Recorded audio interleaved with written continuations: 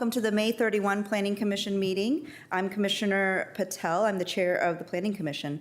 Tonight, the commission will consider the following agenda items: the GLUP amendment located at 3108 Columbia Pike and a rezoning from R5 to C2 to S3A located at 3108 Columbia Pike, a use permit for Arlington Public Schools, the Career Center, with an ordinance to vacate a portion of 8th Street South. Also, I will note that items 4 through 6 will be discussed at our recess meeting tomorrow night, June 1 at 7 p.m. We'd like to share a few logistical points for virtual participants and/or commissioners participating remotely. We have one commissioner who is participating remotely, Commissioner Weir. Tonight's meeting is available as a broadcast with closed captioning on Comcast Xfinity's channels 25 and 1085, Verizon Fios channels 39 and 40, and the county website. Audio of tonight's meeting is available via phone. If commissioners, presenters, or speakers lose internet connectivity during tonight's meeting, please reconnect with us by phone. For presenters and speakers joining us through Microsoft Teams, please keep your phones and devices muted until you're called upon. Please turn off sound to any other devices around you to minimize interference, and please keep your cameras off until the clerk calls upon you to speak. When called upon to speak, you must unmute yourself by clicking on the microphone icon that's located on your meeting command bar. The moderator does not have the ability to unmute you. Once you've spoken, please turn your camera off. If you are dialing in by phone, press *6 to unmute. Public speakers, you will be called upon by the clerk at an assigned time. Pre-registration for speaking at tonight's hearing was required. We are not able to accommodate additional speakers. Speakers will have 2 minutes to comment as an individual and 3 minutes to comment as a representative of an organization or county board appointed advisory group. A timer will be displayed on the screen when speaking virtually. Speakers in person will follow the timer at the podium. If you're dialing in by phone and unable to see the screen, we will provide an audible 30-second warning. You will be muted when your time has concluded. The meeting chat is active for presenters or commissioners who need technical assistance only. Please do not use the meeting chat for discussion, public comment, questions about agenda items, or requests for more information. All public comment must be shared verbally for the record during the assigned public testimony period. Lastly, this is a public forum. Tonight's meeting will be recorded and posted to the county's website. All information associated with tonight's meeting, whether written or spoken, is subject to the Virginia Freedom of Information Act requirements. Thank you all for being here. Madam Clerk, do we have, will you call our first item, please?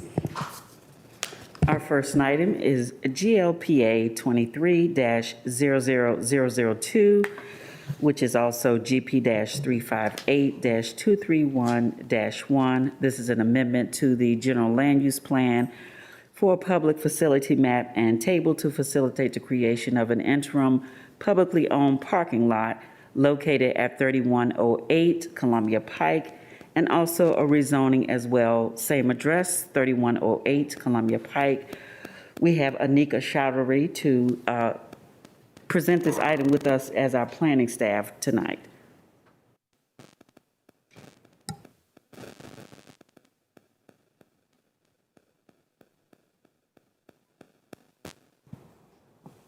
Thank you.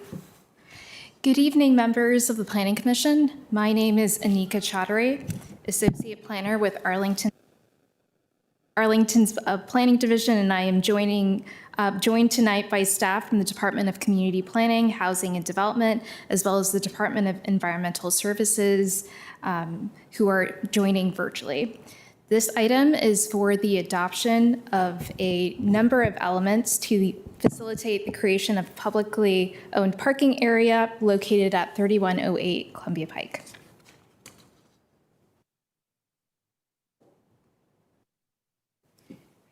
The first request is to consider the adoption of the general. The first request, is to consider the adoption of the general land use plan amendment to the GLUP public facility map and table to identify this site for a proposed publicly owned parking area as a feature shown in the county's comprehensive plan. In addition to the proposed GLUP amendment, an associated rezoning is requested from R5 and C2 to S3A. These requests will support the short and long-term vision of the area to build the Career Center and relocate the library at this location. In addition, allowing for the publicly owned parking would help facilitate the construction and reduce parking impacts on the surrounding community. As shown here, the subject site consists of a vacant 3-story office building with an accessory surface parking lot of 63 parking spaces and is surrounded by a stacked townhouse development to the south, a car dealership to the west, and a Montessori preschool and commercial development to the east. The county acquired this property in March of 2022 after it was identified as a potential site for a future Columbia Pike Branch Library and for potential co-location of county board priorities such as affordable housing, as noted in the adopted CIP. While the site developed with is developed with a vacant office building, the county determined the building is not fit for reuse and should be demolished. The adopted CIP anticipated completion of a new Columbia Pike Branch Library no sooner than 2028 at the earliest, thus presenting opportunities for a temporary use on the site in the interim. Displayed here is an aerial showing the proximity of the subject site in relation to the Arlington Career Center campus, as the interim parking use on this site will support APS parking needs during the Career Center redevelopment. The current GLUP designation for this site is service commercial and is within the Columbia Pike Revitalization District and under public ownership. The proposed interim use of the property as a publicly owned parking area prior to its long-term future use as a new Columbia Pike Library is consistent with the current GLUP designation. However, given the county ownership of the parcel and the county's intention to provide interim parking serving the APS Career Center campus during its redevelopment, a GLUP amendment to amend the GLUP public facility map and associated table to identify this site as a publicly owned parking lot will make this a feature shown in the county's comprehensive plan, as needed to fulfill the public facility state requirements, state code requirements of 2232, and further reinforce the county ownership beyond the crosshatch and clarify the proposed use. The proposed parking lot use, which will be the future county library, is recommended to be added under the public parking category as part of the county's comprehensive plan. Staff expects the category would be changed to the public library category at the appropriate future time when the long-term uses are established. The final details of the long-term future vision for the site will be further determined through a separate community engagement process with potential for additional changes to the GLUP, its public facility map and table, as well as the zoning for the subject site to support the future uses. In addition, the future public facility at this location would not conflict with the form-based code guidance for this site, which is for mixed-use development up to 6 stories. So therefore, a public facility could be part of the mixed-use development in the future. An associated rezoning is proposed to reclassify the site from R5 and C2 to S3A. In accordance with the zoning ordinance, the existing C2 district requires a special use permit for proposed commercial parking use, and the R5 district does not allow for commercial parking. A rezoning is requested to facilitate the creation of a publicly owned parking area for APS staff and contractors during the Career Center construction, as the S3A district is an appropriate district to accomplish the near-term objectives for a county-owned operated surface parking area, which may become available for public use once the Career Center needs are met. In addition, while the S3A district has multiple functions, both for parkland and public facilities, including schools and libraries, it can also support a publicly owned parking lot, which is allowed via use permit, thus conducive for the interim use.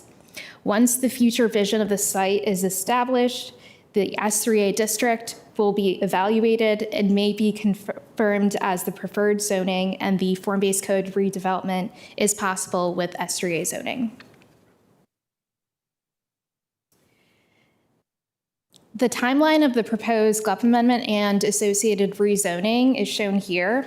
A component to note is that the county board approved the request to advertise for this GLUP amendment in May, and that's why we're here tonight for final consideration. Staff presented the proposed GLUP amendment and rezoning request earlier this month to the Form-Based Code OG and LRPC for their awareness prior to tonight's Planning Commission meeting. In addition, staff notified adjacent property owners of the anticipated project via email and in person and mailed out legal notices. Affected engagement groups, including the Pike Presidents Group and Columbia Pike Partnership, were also notified.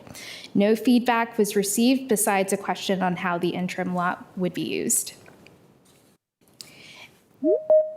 After tonight, the GLUP amendment and rezoning will be heard by the county board for final consideration in June, along with the associated use permit request for commercial parking, coming forward concurrently in June as well.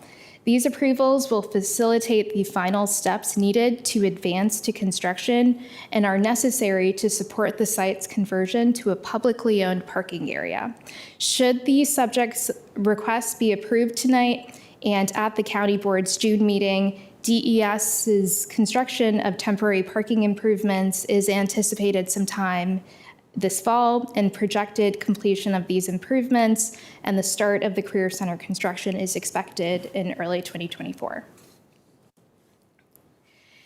And so therefore, with no issues, the subject GLUP amendment and rezoning supporting the short-term parking needs during the construction of the Career Center campus prior to the planning for the site's long-term use identified in the adopted CIP is recommended, and staff recommends that the county board adopt the proposed request for the creation of a publicly owned parking area.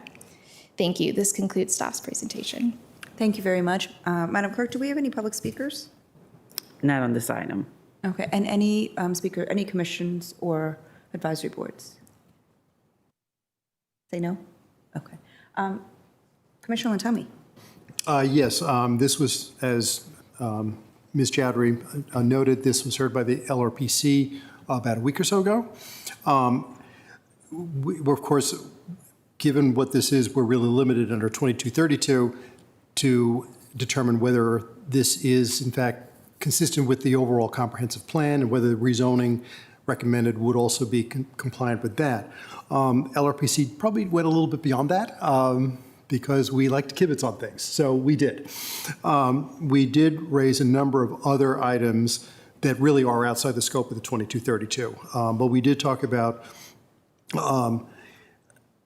have we considered adaptive reuse. There are 2 curb cuts there, and both we and the neighborhood are concerned, is there any way we could drop that down to 1 curb cut? We discussed whether the sidewalk could be widened to make it compliant with what's the standards under the Columbia Pike Form-Based Code. We had questions about the existing trees and landscaping and how stormwater was going to be dealt with. And then when the public process for the eventual library and whatever other uses would be determined, when would that start happening? Those pretty much would be the topics for discussion on this, but I am prepared to make a motion at the end to go ahead and in fact recommend this, given I think we've made that the staff has met the requirements under 2232 to have this go forward to the county board. So that's the LRPC report. Thank you very much. So the matter is with the commission at this point. I think that the issues that you've outlined are pretty narrow and discrete, so I'll just leave it open. Does anybody have any questions? Commissioner Bagley? Sorry, are we going through the list that Commissioner? It's a free-for-all. Okay. I guess I just have a couple of questions here. And I guess this is maybe directed at staff. Since this is county-owned, first, will neighbors who, because you see some of those stacked townhouses seem kind of close, what is the process for informing them of demolition and all the things that are going to be going on there? And when it's county-owned, is it subject to the same noise ordinances that you would have as a regular citizen with a neighbor next door or something? If you could kind of elaborate on that. So at this time, staff has contacted adjacent property owners via email and in person, and legal notices were sent to these property owners, so they are aware of the overall project. And I guess, not getting ahead to the next topic on the agenda, but when this is a staging area for construction workers and stuff now, construction typically for a lot of the things in the county, at least 7 a.m. to, 7, 8, 9 o'clock at night, whatever. Would residents, because it's county-owned, still have the same abilities to question? Will there be a construction liaison similar to an SPRC process? What is it for the public that's living next door, or even business owners that might be affected by this? Sure. I'd just like to clarify that this is for parking and not for staging.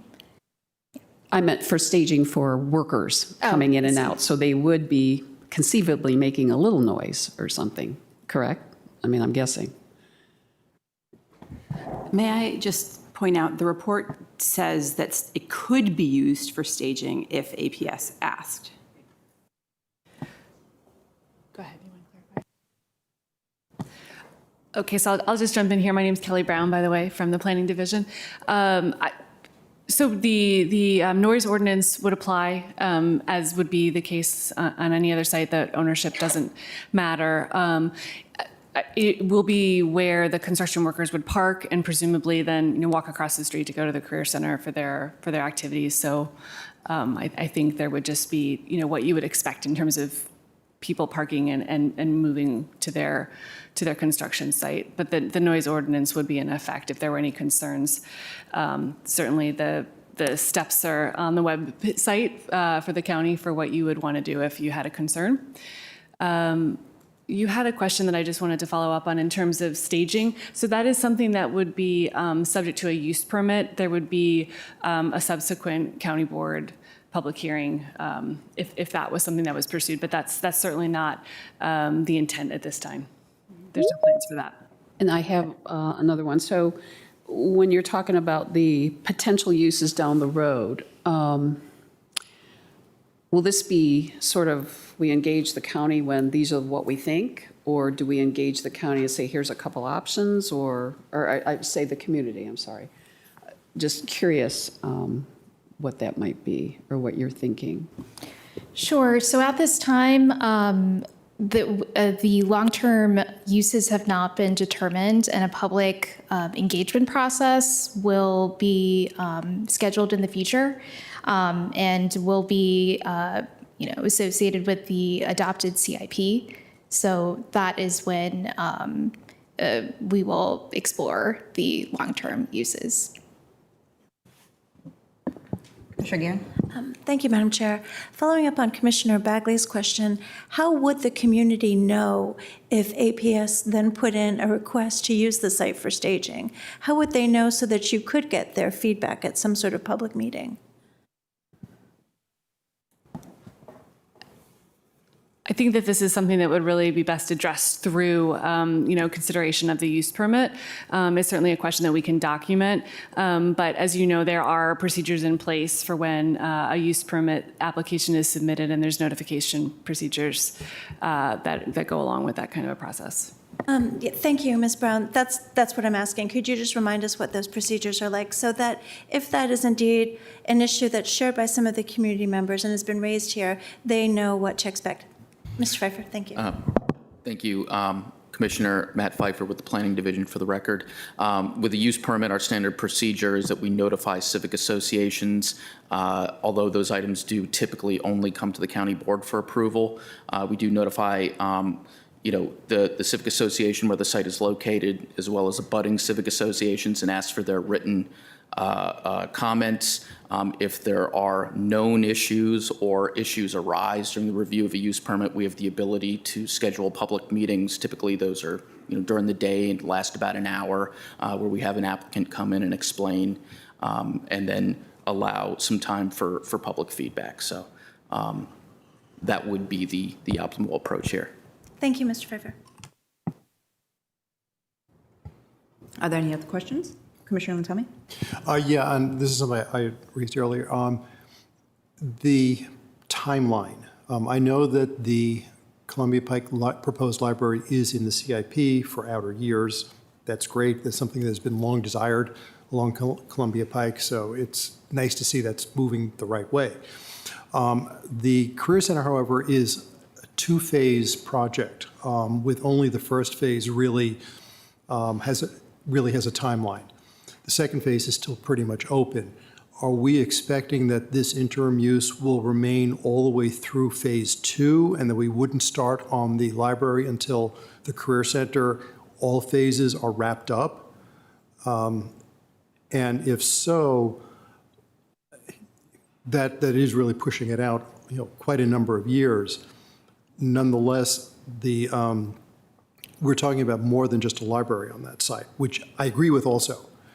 But because that's an open-ended, what can this be, I don't think it's too soon to start some sort of process to begin determining what will go there in addition to the library, given, we have fortunately a long time frame before that comes to fruition, but community processes take a while. And as you've seen with the Career Center, a number of us on this dais have worked on that over the years, and it's literally been years. I would hope that the Columbia Pike Library site would take less time, but I don't think it's too soon to start at least preliminary discussions with the various county departments and the neighborhood as to what can be here, what should be here. Has staff been thinking about that? Sure, thank you.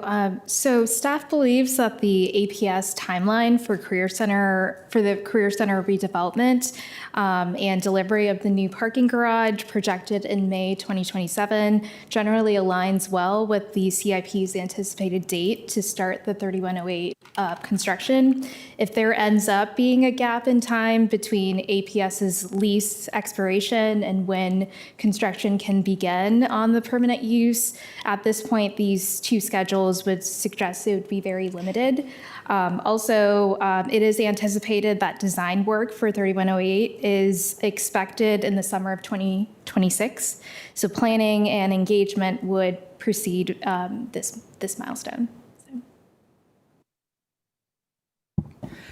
So just to follow up, I think your comments are noted, and certainly there would need to be, a planning process that preceded design, and that's something that staff will be working to develop well before they're seeking to initiate design in 2026. Right, because it's more than design here. We're also Yes. simply deciding what is going to be used here. We've heard possible affordable housing, which I think would be wonderful, but I could see other uses, maybe even in addition to those. DC, in its public facilities, has multiple uses. I'm thinking of the fire station on the West End, which has a fire station. It has a squash court. It has affordable housing. That's three things on one very, very tight site.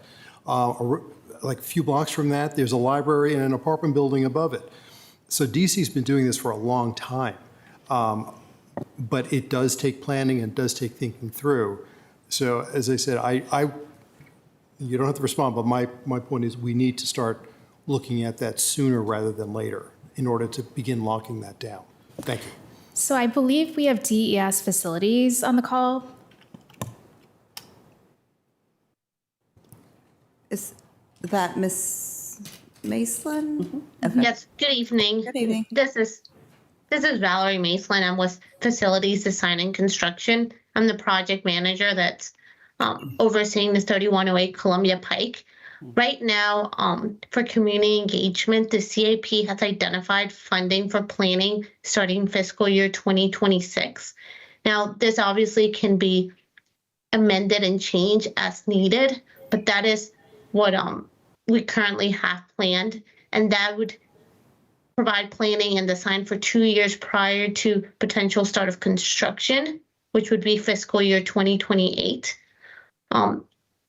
And during that time, that's when we would allow APS to park in the site. Now, they will only need parking on our site until their parking that is concluded. So they may continue construction and might not need to use our parking lot.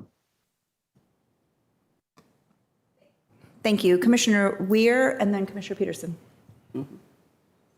Thank you. Question for staff. Would like to ask you to, for the benefit of the fellow commissioners, to talk to us about what the clear width requirements are in the form-based code versus what the proposed clear width requirements are as to the sidewalk.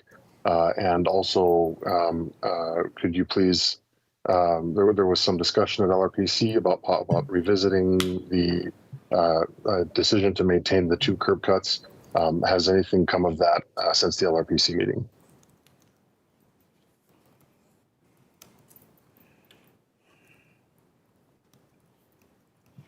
So to answer the question, right now, we are going to incorporate the standards for the form-based code to expand the sidewalk. Now, for the 2 curb cuts being reduced to 1 curb cut, that is something that we'll be incorporating once the site is redeveloped for the library and other uses. What we don't want to do is redesign and create 1 curb cut during the interim parking lot and have to relocate it once we have a final long-range plan for the site. Thank you. Commissioner Peterson? Thank you. Thank you. So I have a question for staff, which is that in the report you mentioned that after APS doesn't need this space anymore, it could be available for other public uses until, we decide to do what we will with it permanently. So does the rezoning prevent us from using it in any particular way? If we wanted to have a pop-up park there, put some pickleball courts, put a bike park, or are we could the county, what are our limitations by the proposed rezoning tonight?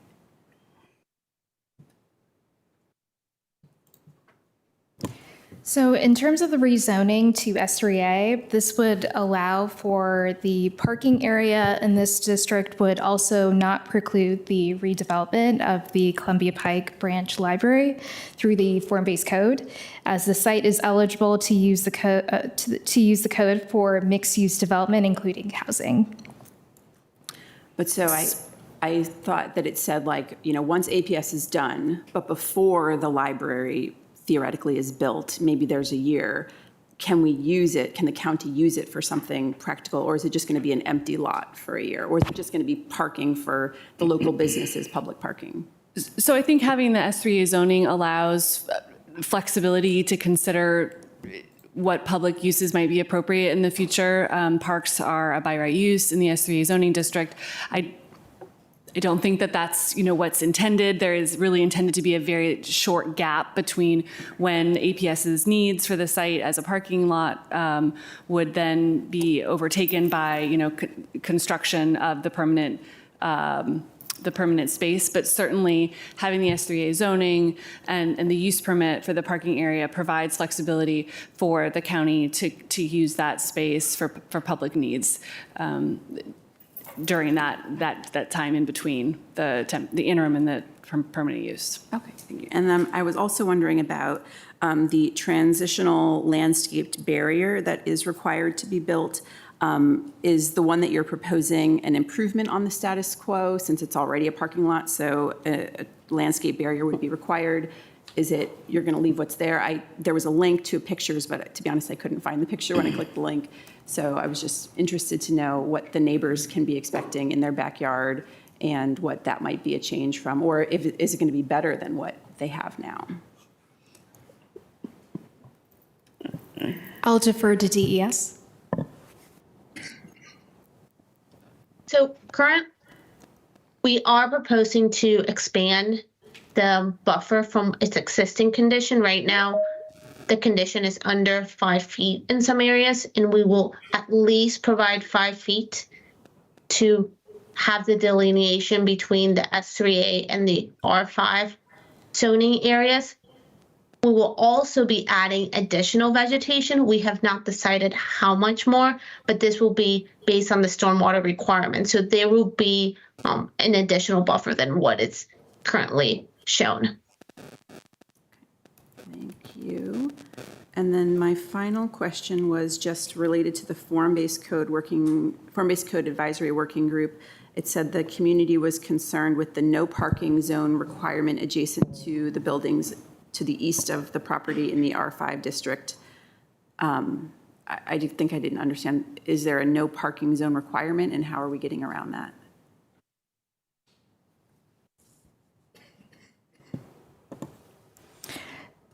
So under the zoning ordinance, publicly owned parking lots have a use standard requirement, as Valerie mentioned, for a transitional landscape buffer between the proposed surface parking and the adjacent R zone property, which would be needed for a portion of the eastern property line. And so the proposed plan for the parking lot shows this landscape buffer, and the 25-foot no parking area has been striped with no parking signage adjacent to the houses to the east of the property in the R5 district. Thank you very maintain much. this. Yep. Commissioner Berkey. Thank you. A couple follow-ups. I'd like to associate myself with Commissioner Lintelmi's comment about public process. As the immediate past president of the Douglas Park Civic Association, this is of special interest to me. Know that site pretty well, so would definitely appreciate an expeditious, public process. Even within my own neighborhood, I know there's a diversity of views as to the future of that site. So I have a couple quick questions. So what I heard was basically the future is to be determined, so no future development is disallowed at this point. It's very open-ended is I think what I'm hearing. So there's no requirement that it necessarily be a form-based code project, although that's certainly possible. Is that right? Okay. So as far as I appreciate the comments about the use permits, if in fact there will be staging on the site. My question is, what happens when if the contractor does not request a use permit, and in fact the site is used for staging? We do have a recent example of this happening in our neighborhood through the Pike Forward project. DES oversees the project, had a contractor who did not request a use permit for that exact purpose of staging. It was incredibly disruptive.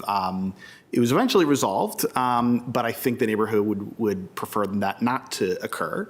And so you can respond to this or not, but I think I would sort of would like to see some type of process to make sure that there's oversight that the contractor in fact follow through with that use permit request, if staging is in fact contemplated. Sounds good. Okay, and then with regard to the sidewalks, so I know this was of concern at the AUG meeting, the sidewalk width, but then I'd heard that has the proposal shifted now? The sidewalks will be the same width that's contemplated under the form-based code. I guess I'm not quite clear what's going on with that. I'll defer to DES. Okay.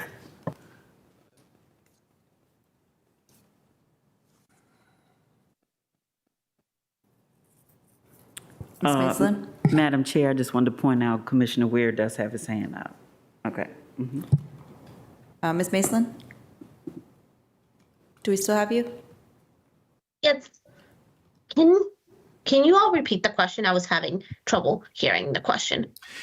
Sure. The question is essentially, where do we stand on the sidewalk width? Because there was, significant concern at the AUG meeting, about that by several AUG members, that the proposal would not adhere to, I think, the form-based code guidelines for sidewalk width.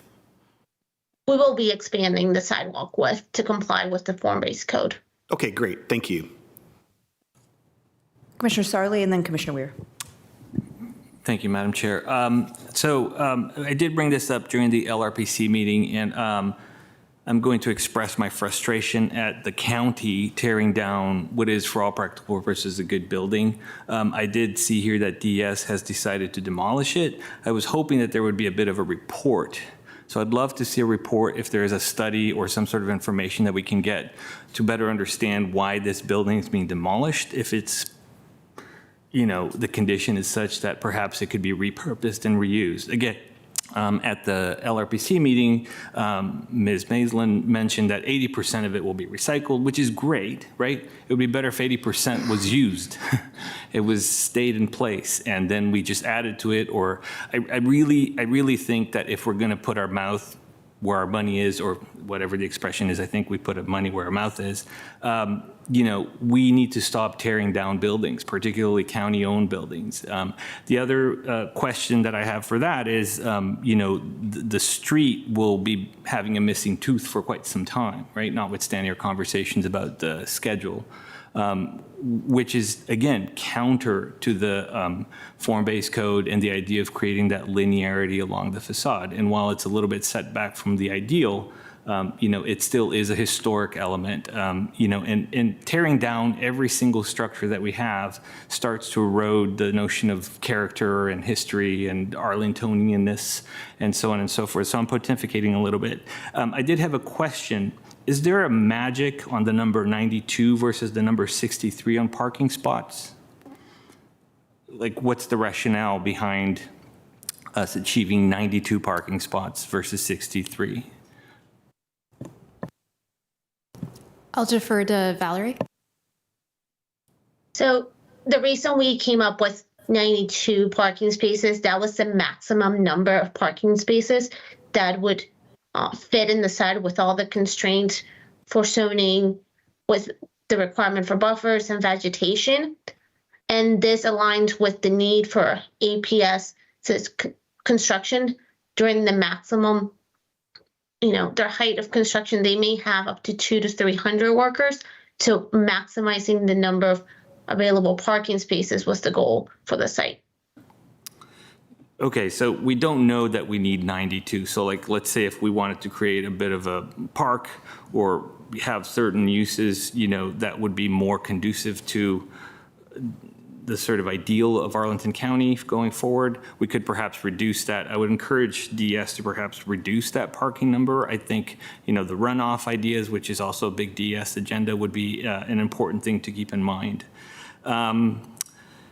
I think that's about all I have to say, and I'll probably be voting against it just because it really is difficult for me to sort of justify tearing down the building. I just cannot tolerate that, and what sort of we as a community stand for. Thank you.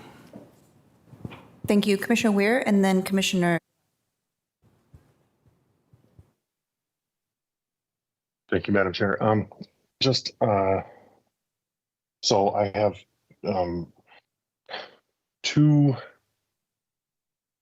a point to Commissioner Peterson, and then a question for county staff. Commissioner Peterson, maybe this is a question as well. The concern, the specific, to put a little more context to the specific concern that the OG had with respect to those no parking spots that were adjacent to the Montessori school. It looks from the plans, and this might have been updated since the OG saw them and I just have missed it, that those are not actually going to be landscaped spaces, that they're just simply going to be blacktop that is striped for no parking. If that is not the case, I would be grateful for the correction from staff. So that's the first question.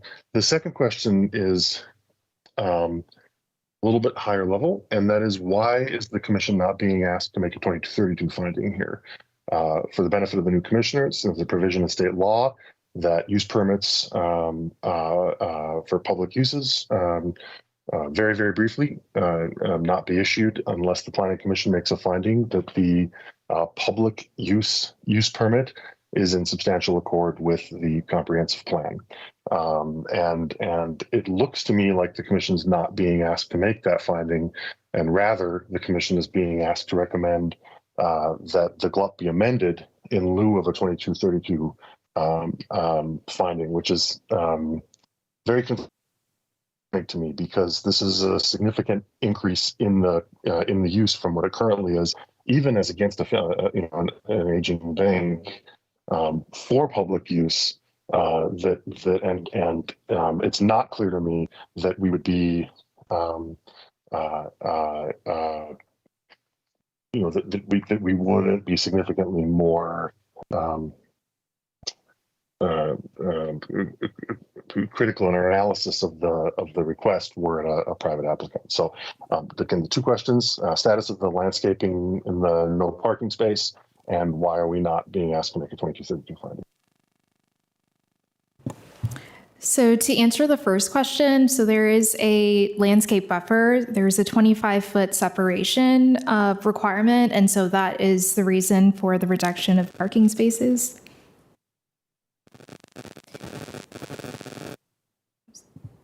And a DES will Is that buffer going to be hardscaped and striped off, or is it going to actually be impervious landscaped square footage? So I understand why there's confusion. Originally, we had that whole area landscaped, and to reduce costs, we thought about striping it for no parking instead. However, looking at stormwater calculations, we may need to convert that no parking area that's striped back to a landscape area. We know that some of it will need to be converted. We do not know if the entirety of it will be converted. We're going under the calculations right now to identify that. But part of the new parking striping area will be landscaped.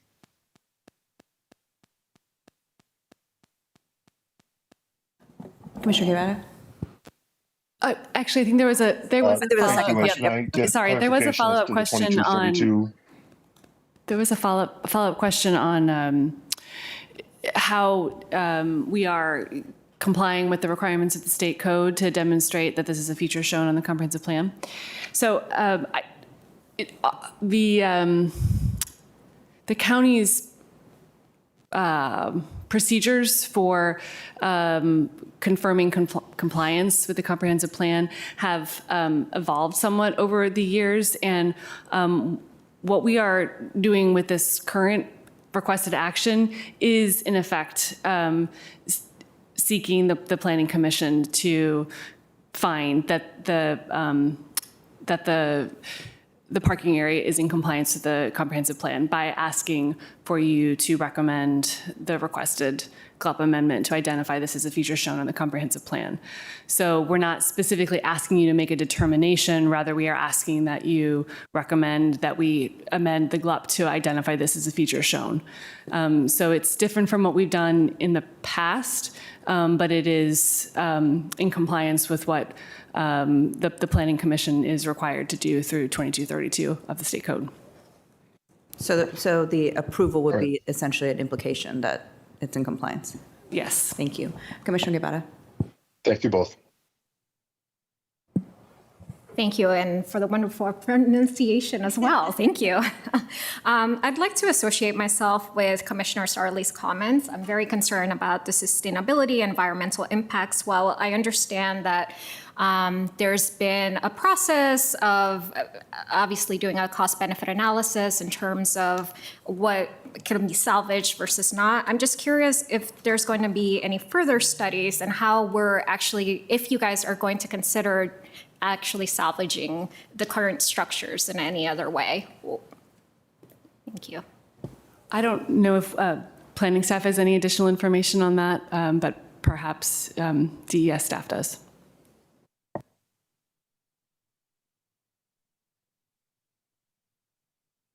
So the current building does not meet the needs of what we would need for a library in the future. It doesn't have the correct configuration.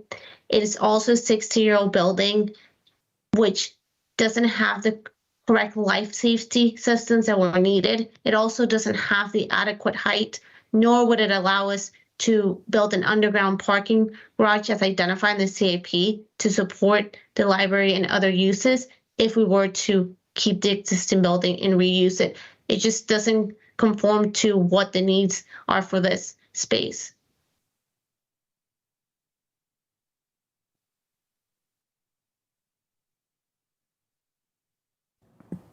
There we go. I understand. Thank you. I will follow up separately. Thanks. Okay, Commissioner Lentami, do we have a motion? Yes, I do. I move Planning Commission recommend. Thank you. I move the Planning Commission recommend the county board adopt the attached resolution to amend the general land use plan public facility map and table to facilitate the creation of a new interim publicly owned parking lot located at 3108 Columbia Pike, that's attachment A, and adopt the attached ordinance to rezone from R5, one-family and restricted two-family dwelling district, and C2, service commercial community business district, to S3A special district in attachment B. Is there a second? A second. Okay, Commissioner Berkey seconds. Is there any need for further discussion? Okay, so let's go to a vote. Commissioner Bagley? Aye. Guevara? Nay. Steinberger? Aye. Gearan? Aye. Lantomi? Aye. Peterson? Aye. Sarli? Nay. Berkey? Aye. Striner? Aye. Beer? Aye. Patel? Aye. The motion carries 9-2. Thank you, everyone, for your assistance on that matter. Madam Clerk, may we call the second item? Item number 2, we've all been waiting for, is UPER 23-00012 with the Arlington Public Schools Career Center. We have Olivia Sontig to present this item. Let's give her a few moments to set up, please. Thank you. We also have Betsy Erbs to do the ordinance to vacate the portion of 8th Street South as well.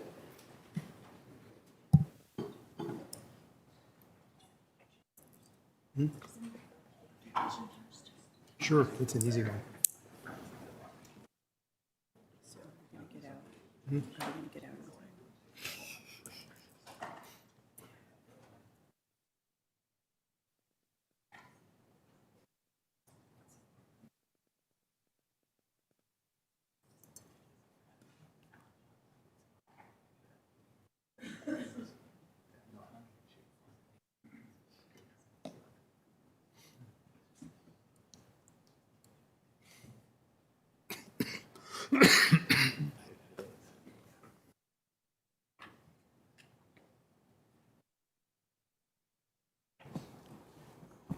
All right, good evening. My name is Olivia Sontag. I'm with the Arlington County Planning Division and the project manager for this use permit for the Arlington Career Center campus located at 1816 Walter Reed Drive. Other staff with me this evening include Aaron Schreiber, who's hiding in the back, Rob Gibson from DES, and then we also have APS staff with us here. So I'll provide an overview of the proposal and then and focus on highlights from the commission meetings and any recent changes, and then APS has a presentation prepared with the finer details of the proposal. So the 2 items we'll cover today include a use permit for the redevelopment of the Arlington Career Center campus and an ordinance to vacate a portion of the 8th Street South right-of-way. Betsy Erbst from Real Estate Bureau is also here to answer any questions on the vacation. So focusing first on the use permit, the zoning is S3A Special District, where schools are permitted use by provision of a use permit. The GLUP designation is public and under public ownership, which allows for public schools, parks, libraries, cultural facilities, and parkways. Proposed facilities are also consistent with the public facilities map and table of the GLUP. The site is also within the Columbia Pike Special Revitalization District and is specifically within the Commercial Center's Form-Based Code Town Center Regulating Plan, which is an optional and alternate zoning overlay for development within the district. The site is outlined in black on the screen, and only the southern 2/3 of the site is within the revitalization district. APS has opted not to use the form-based code use permit process and has instead applied for a special exception use consistent with the S3A zoning. So the site currently consists of the existing Career Center building, which houses the Columbia Pike Branch Library, Arlington Tech, CTE classes, and several other programs. The Arlington Community High School was previously located in the Fenwick building, but in January 2023, the county board approved a use permit to relocate it temporarily to an office building in Ballston until it can be relocated permanently to the Penn Place development. The Fenwick building is slated for demolition sometime this summer. The site also contains the Montessori Public School of Arlington with the associated temporary relocatables, see on the center of the campus. So the site is almost 13 acres in size and includes the redevelopment of the Career Center campus, which includes an expanded capacity of about 1,600 students in a new 5-story building, a 4-tier above-grade parking garage with 345 spaces, partial demolition of the existing Career Center building to accommodate the 4-tier above-grade parking garage. The Fenwick demolition permit issuance is anticipated sometime this summer once the building is vacated. A central curbless plaza noted by kind of the striped areas on the plan on the screen. And a synthetic turf field, which is not regulation size, but will serve the needs of the programs and will be for use by the community. And then the MPSA building and program retention on the site, which includes the removal of the temporary relocatable classrooms, returning the MPSA design capacity to 488 students, play area relocations and improvements to keep the elementary school in operation while the rest of the campus redevelops. And then this design capacity and elements of the proposal are a result of a school board action in October 2022, which APS will expand upon. But the future of the MPSA site and potential relocation of the program was not included in the latest APS CIP and is thus not included in this use permit. But APS is currently studying this and plans to address it in the next 10-year CIP to be passed in the summer of 2024. Modifications are requested to parking height and setbacks, and we'll talk a little bit more about the parking in a moment. And then I also do just want to note that as designed and phased, the Career Center program, the library, and the MPSA program will continue to operate during construction. So with that, I'm going to pass it off to Rob Gibson from DES to talk to us about parking and some of the streetscape improvements. Good evening. So this slide shows the site circulation and the parking for the project. The parking is proposed in the structured garage at the corner of 9th and Highland. This is a minimum of 345 parking spaces with access off of South 9th Street. The plan for operations when the new Career Center is built is to have pickup and drop off for the new Career Center building along South Walter Reed Drive. And then the existing Montessori MPSA program will continue to have its pickup and drop off along the South Highland Street frontage. And then all bus operations for both programs would occur interior to the site. The project overall refocuses the interior of the site from a vehicular-oriented campus with parking in the center of the site to a more student-focused center of the campus with the field and mixed shared use paths for buses and students on the interior of the site. In addition to the on-site parking of 345 spaces, there's approximately 180 spaces of on-street parking surrounding the site in the blocks around the project. And that's roughly 90 spaces on the school side of the street, and then an additional 80 spaces on the opposite sides of the street. The zoning ordinance requires a minimum of 576 spaces if not modified by the county board. This includes calculation for parking demand associated with all of the gyms and other program spaces. And in past APS applications, we've gone to a more sort of right-sized approach for parking, where we look at the specific demands that APS generates for parking. In this case, APS developed a parking demand model based on parking demand information from the existing programs and other APS programs to come to a recommendation of approximately 45 spaces on site to support the teachers and visitors of the campus, with a demand of approximately 72 spaces for students to be parked in the surrounding on-street available spaces. Next slide. With the project, APS is proposing to make improvements to approximately 80% of the sidewalks around the site. Those sidewalks are highlighted in red in this. These sidewalk improvements would generally be phased with each phase of construction and delivered according to those phases. Additionally, there is a portion of South 7th Street, which DES will be making improvements from an existing 4-foot wide sidewalk with utility poles in it to a 6-foot wide sidewalk with utility poles. And that's roughly from North Garfield Street to North Highland Street on 7th Street South.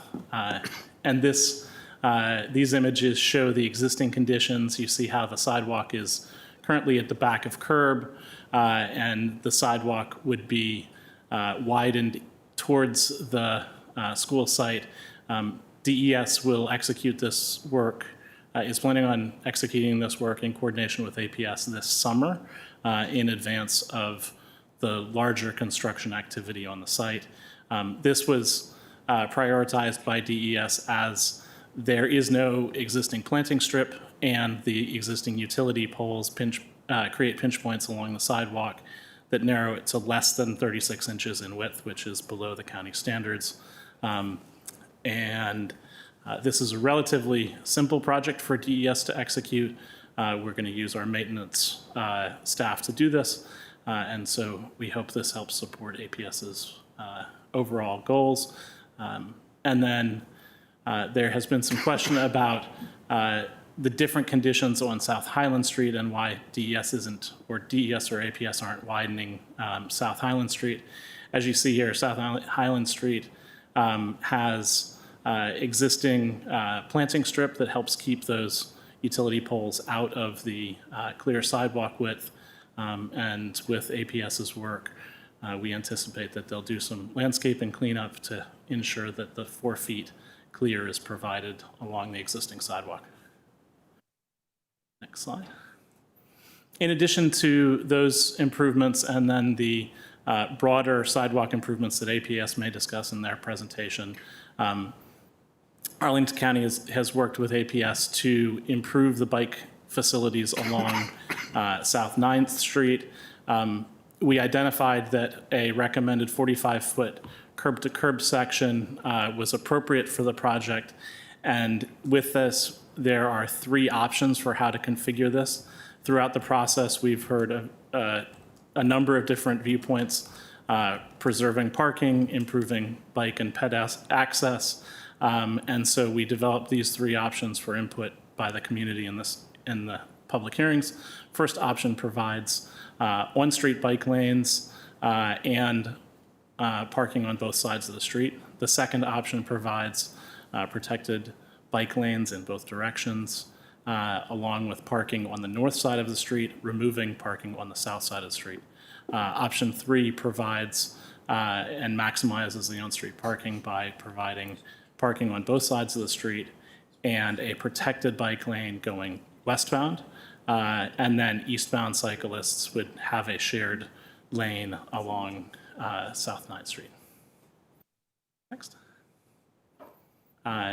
In addition to these improvements, Arlington County is working on a complete streets project on South Walter Reed Drive to really reposition South Walter Reed Drive from the sort of auto-centric corridor that it is today to a more complete street. This would provide protected bike lanes in each direction. It would remove the median.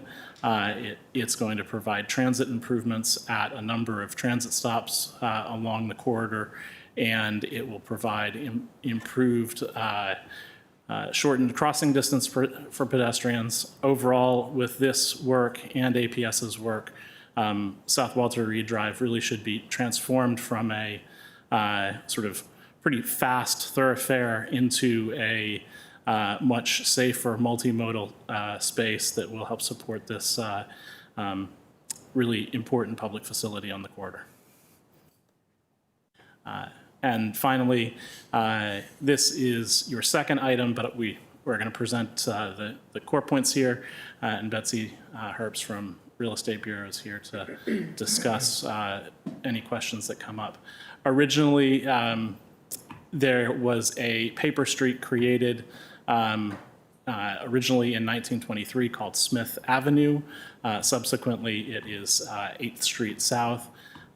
This paper street, we think, might have had some vacation by the county board, but in order to make sure that we're not overlooking it, we brought forward a new motion for vacation of that, as part of the Patrick Henry building today exists on top of the street, and then with this plan, the new ACC building would also exist on top of this. So we propose vacating this as it is not a street on the MTP.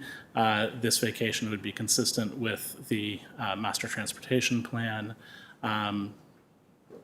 And as part of the ordinance, any public or private utilities within this area would need to be relocated. There aren't any, but this is a standard element associated with vacations, and we would continue to apply that to the county's vacation.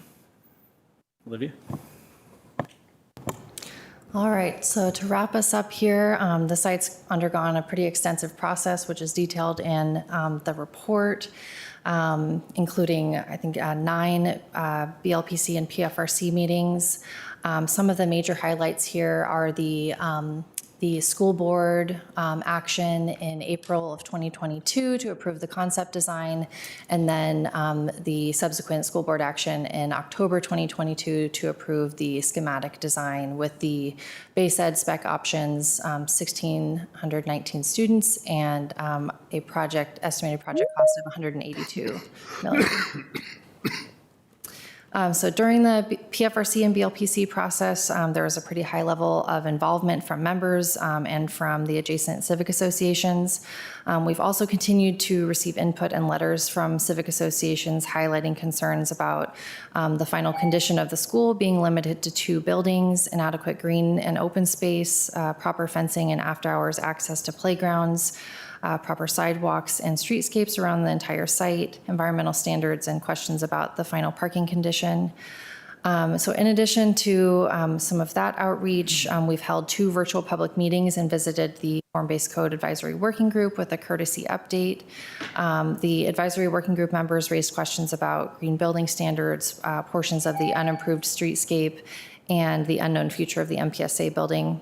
The item also went to the Park and Recreation Commission, who shared the concerns expressed by the Arlington Heights Civic Association, some of which I just noted.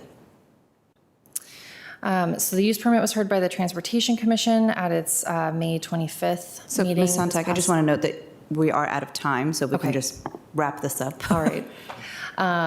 So it was heard at the Transportation Commission meeting this past Thursday, and they unanimously recommended the board to approve the Career Center use permit subject to the following amendments. The first, which Rob discussed, was to widen the sidewalk along the MPSA building by expanding the planting strip, or expanding into the planting strip. And then the second amendment was to recommending option 2 for 9th Street. And to conclude, we're recommending approval of the use permit for redevelopment of the Career Center campus with, subject to the conditions of the staff report, and recommending approval of the ordinance to vacate. And with that, I can pass it off to APS. Okay, wonderful, thank you. So we have 10 minutes for your presentation, and then just to kind of orient ourselves to we're going to then go to the motion to vacate. We will then open up for public comment, and then the matter will be with the commission. Thank you. Good evening. I'm Jeff Chambers, Director of Design and Construction with Arlington Public Schools, and with me this evening is Steve Stricker, who's the project manager for this particular project.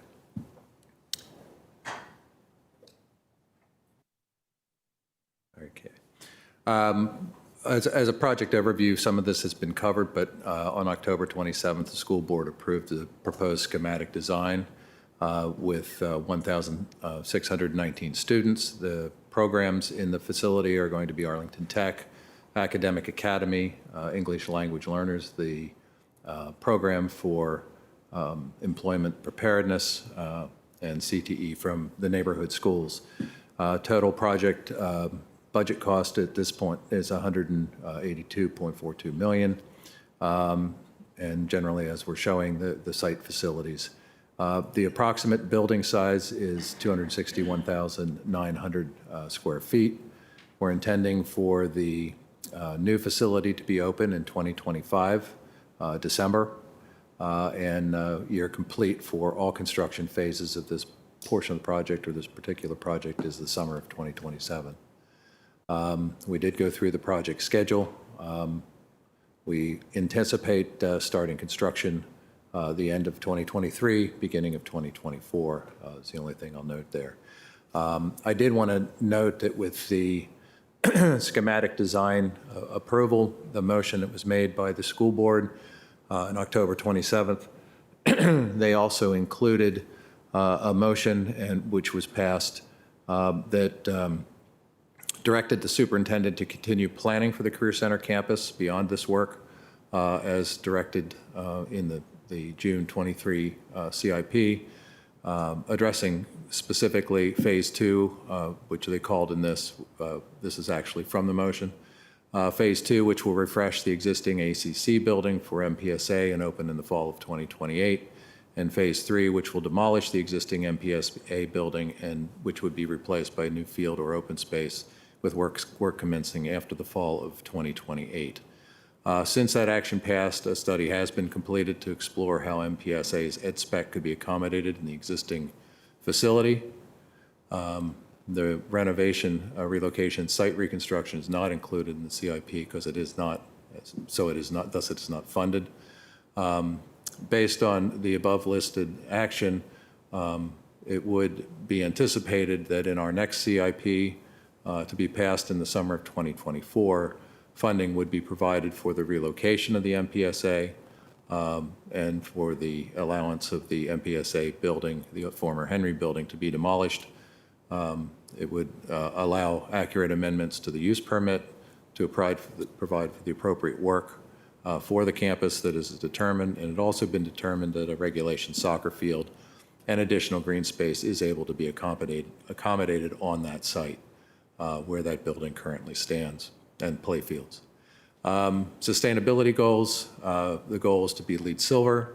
We're looking at roof rainwater being diverted into urban bio-retention areas, use of native plants, energy efficient building envelope exceeding the minimum R values for insulation, exceeding the minimum performance for all glazing systems. We are putting in a water source heat pump mechanical system, which is fundamentally an electrical system with some gas backup. We are intending to minimize the reliance on the gas boilers, and roof space that is available will be solar ready and could possibly be a performance contract. We did talk a little bit about the site, so I'm not going to spend a lot of time here, but at the bottom of the page is the new Career Center. Above that is the existing MPSA, Montessori Public School of Arlington.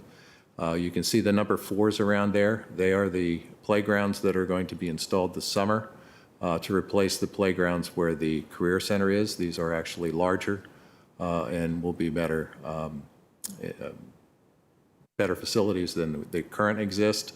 And at the completion of the project, number 3 will be a turf field that would be usable by the Career Center as well as the MPSA as scheduled.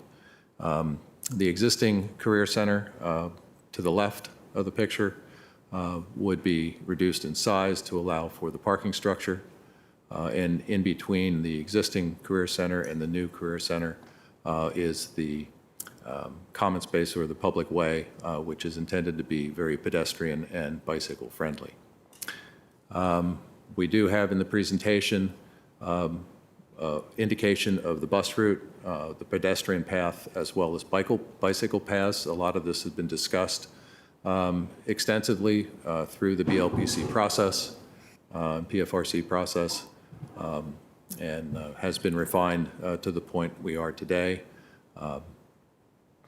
so that all schools can operate. While we intend it to be pedestrian friendly, we have disabled members of our community. We want to make sure that where there are crossings, so to speak, we will be putting in truncated domes for ADA and passages to make our disabled residents a little more comfortable walking through the space, as there is, buses and service vehicles could be on that site. Also wanted to note that we do have bicycle parking. We're going to have Class 1 long-term secure bike parking in the parking structure. We will also have Class 2 short-term outdoor bike parking multiple places on the site, since we anticipate it to be heavily used and not just students going to school. And we do have areas of Class 2 short-term outdoor covered bike parking intended as part of the plan. These views that I'm going to go through briefly here are really focused on the facility, the building. We are using metal panels, brick, and phenolic panels are what are intended. You can see some of the roof areas. The flat, unused roof areas are what we're talking about being solar ready. We have the curbless environment to the left from Walter Reed, which is running in the foreground of the picture. We are stepping the massing back so that it's not a huge building right on the street. And also, we are stepping down towards 7th Street where we're going into more residential. Looking at it from the back, we have some open areas in the building to break down the mass. We have a tree grove, which would be actually used for students' lunches and relaxation and outdoor class spaces. And again, noting the curbless environment. So less than 3 minutes, just want to give you a... Okay, almost done. This is 7th Street, stepping back from 7th Street. The next one is looking at the building from Highland. You can see the field in the foreground. Now I'm focusing a bit on the pedestrian way. On this particular rendering, to the left is the covering at the library, and on the right-hand side is the new entrance of the Career Center. And this in the foreground is a patio that will be used by the library while they're still in the building. This is looking at the pedestrian way from an aerial view, showing the buses, showing pedestrians and bicycle use. This is an aerial view looking from Highland, looking towards the building. The existing Career Center is on the right-hand side, and you can see the tree grove in the background beyond the field, adjacent to the new Career Center. Again, another view showing the buses as well. This view is from the front of the existing Career Center, and straight ahead you can see the tree grove with the intended places for lunches and outdoor classrooms. And this would be in looking from Highland or coming in from Highland, and you can see the bioponds on the right-hand side between the pedestrian way and the existing Career Center. This is just to show that we really intend to use upper story trees as well as lower story trees to soften the building. This would be 7th Street, and the photo on the, or the rendering on the left is along Walter Reed. So we intend it to very much green the space. And again, the photo on the right, you can see how far the building is stepping back from 7th Street. And the trees at the bottom are the types of trees we're planning on putting on the site. Following is the parking garage from Walter Reed, or from 9th Street, sorry. The parking structure is in the foreground. You can see the entrance to the garage, and in the back you can see the new metal siding on the existing Career Center where those sections are removed. Then this is another view showing the stair towers, well, windows for visibility. Then this is, again, the corner of Highland and 9th Street. On the right, you can see the ECDC garage and the rendering of the new garage, and again, the use of the understory trees and the taller trees in the background screening the structure. And this would be the other stair tower on Highland Street. And that would be the presentation. Thank you very much. May we call the motion? Okay.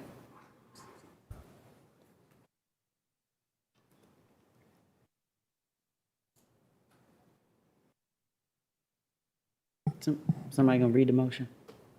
Is there a presentation for it? Is there a separate presentation for the motion or no? No, okay. To vacate. I thought there was, I thought staff was presenting it, something. Okay, ordinance to vacate. We presented it within The last couple slides, I didn't know if there was going to be a separate one, okay. Okay, so are we ready for public comment? Yes, we are ready for Thank you. public comment. May we call our first speaker? Okay. Our first speaker tonight is Brian Sigritz, followed by Joan McIntyre.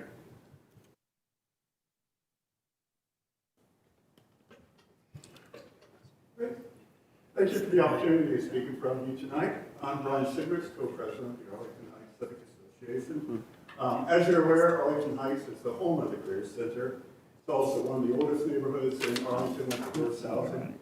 Arlington has long been supportive of APS and currently has more schools located within its boundaries than any other neighborhood in Arlington. That being said, we have a number of concerns with the Career Center use permit. I believe you've all received a copy of our letter that we sent around earlier. Thank you. I should also note that 7 other surrounding neighborhood associations have submitted a letter supporting our concerns. The Career Center, our concerns largely lie around the fact that the use permit is not a fully thought out plan that does not provide adequate green and open space. The Career Center is roughly the same size as Amazon's Penn Place. However, even though it's such a large site, the Career Center use permit does not show all phases of development. It is not clear what the final full impact will be on our neighborhood and surrounding neighborhoods, what the final cost will be, how long construction will ultimately last for all phases, and how many buildings will remain. The final condition of the use permit leaves 3 school buildings: the new Career Center, the old Career Center, and the old Patrick Henry building, which currently hosts the Montessori program. Having 3 buildings will leave inadequate green and open space. We are asking that the use permit be modified to show final condition of no more than 2 school buildings and appropriate green and open space at the current Patrick Henry building. We're also concerned about both the lack of green and open space as well as the loss of public facilities. Currently, the Career Center has open fields and parks that are used by many people throughout the surrounding neighborhoods, including residents of Fillmore Garden Apartments across Walter Reed Street. The use permit removes a number of public facilities, including a diamond field, a full-size basketball court, a playground, and large green open space. We want to ensure that the final condition of the use permit contains adequate green space, sufficient public facilities, and is available after school hours. Additionally, it does not appear that the new Career Center building will be built to the same environmental standards as other recent school buildings. We want to see that it's built to the same standards as other recent schools and LEED Gold certification. Finally, we want to ensure that the parking garage has adequate parking to meet identified needs in the zoning ordinance. While we would still like to see an underground parking garage like other recent buildings, we at least want to make sure the parking garage has sufficient parking and meets a high architectural standard. Christy Salward, Arlington Heights' other co-president and member of the Public Facilities Review Committee, will later speak about our concerns regarding sidewalks, streetscaping, and fencing. Thank you for your time, and we're always happy to answer any questions. Thank you. Our next speaker is Joan McIntyre.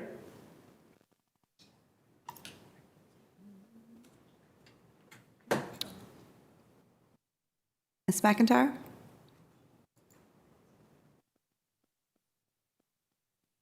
Ms. McIntyre? I think Ms. McIntyre, we'll come back to Ms. McIntyre. Okay. Okay. We'll do our 2-minute speakers now. Christy Sowert is followed by Terry Armayo.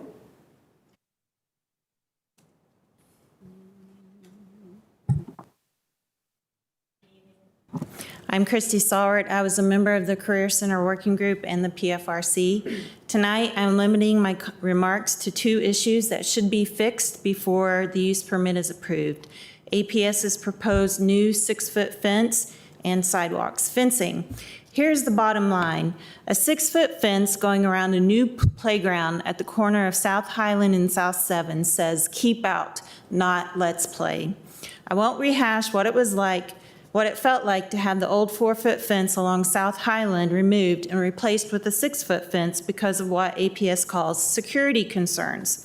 But I will point out that the old play area was more readily accessible after school hours because the 4-foot fence surrounding it had gates immediately adjacent to the sidewalk.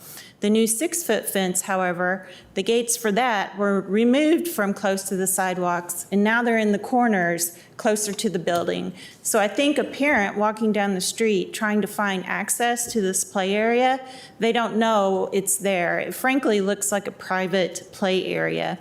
And I really don't want that to happen. I don't want this scenario repeated around the corner, especially because of the kids this play area needs to serve after school hours. A standard 4-foot fence with an obvious access gate on the sidewalk is proper, and it's what APS does everywhere else. Sidewalks, again, bottom line, we need to have a plan for county-compliant sidewalks in this use permit for 100% of the sidewalks. The day ACC opens, there will be 2,500 plus people on that site. Simply adding a 2-foot paved strip of asphalt seems to me a slapdash, to be honest. And if utility poles are a hindrance, why aren't they being undergrounded? They were at APS's last school project at Cardinal. Why are we cutting corners here? Thank you. Our next speaker is Terry Armayo, followed by James Dankovich. Hi there, can you hear me? Yes, thank you. Okay, it turns out I'm speaking for our Penrose president who couldn't make it this evening. And I'm here to object to the issuing of the use permit as requested by APS and the Pike President's Group and the Arlington Heights Civic Association, and we support their position. We definitely are unhappy about the inadequate parking. If there is going to be approximately 575 cars needing to park every day, then they need to supply parking for 575 cars and not push it into, as John Snyder calls it, Columbia Pike's overparked neighborhoods. We also are not thrilled with the artificial turf in the playground. There's a much better remedy for that. If you look around the site, I think he called it a pedestrian highway or something. Lots of impervious surfaces, too much, actually, when taxpayers are having to pay penalties on this now. You're building LEED silver. It should definitely be LEED gold. I agree with Christy. The 4-foot fencing is a must. And APS needs to provide something in writing to the neighborhoods that third building will be removed and not on a future capital project. I think that's everything. Thank you very much. You're welcome. Our next speaker is James Dankovich, followed by Chris Guy. Good evening. I'm James Dankovich. I live in Arlington Heights. I'm a commercial architect, and I have several concerns with the application. I agree with everything my neighbors have said so far. First of all, the 2023 APS CIP indicates there will be 2,500 students at this site. Well, the application calculates parking based on enrollment of 2,100 students. Will enrollment be limited to the 2,100 students, and how will the parking be accommodated if more than 2,100 students are enrolled? Currently, parents, students, and teachers are parking on South Irving Street, a block away from the site. This makes me question that the APS is already supporting their own parking needs as they assert, and if their assumed rates of people needing parking are correct right now.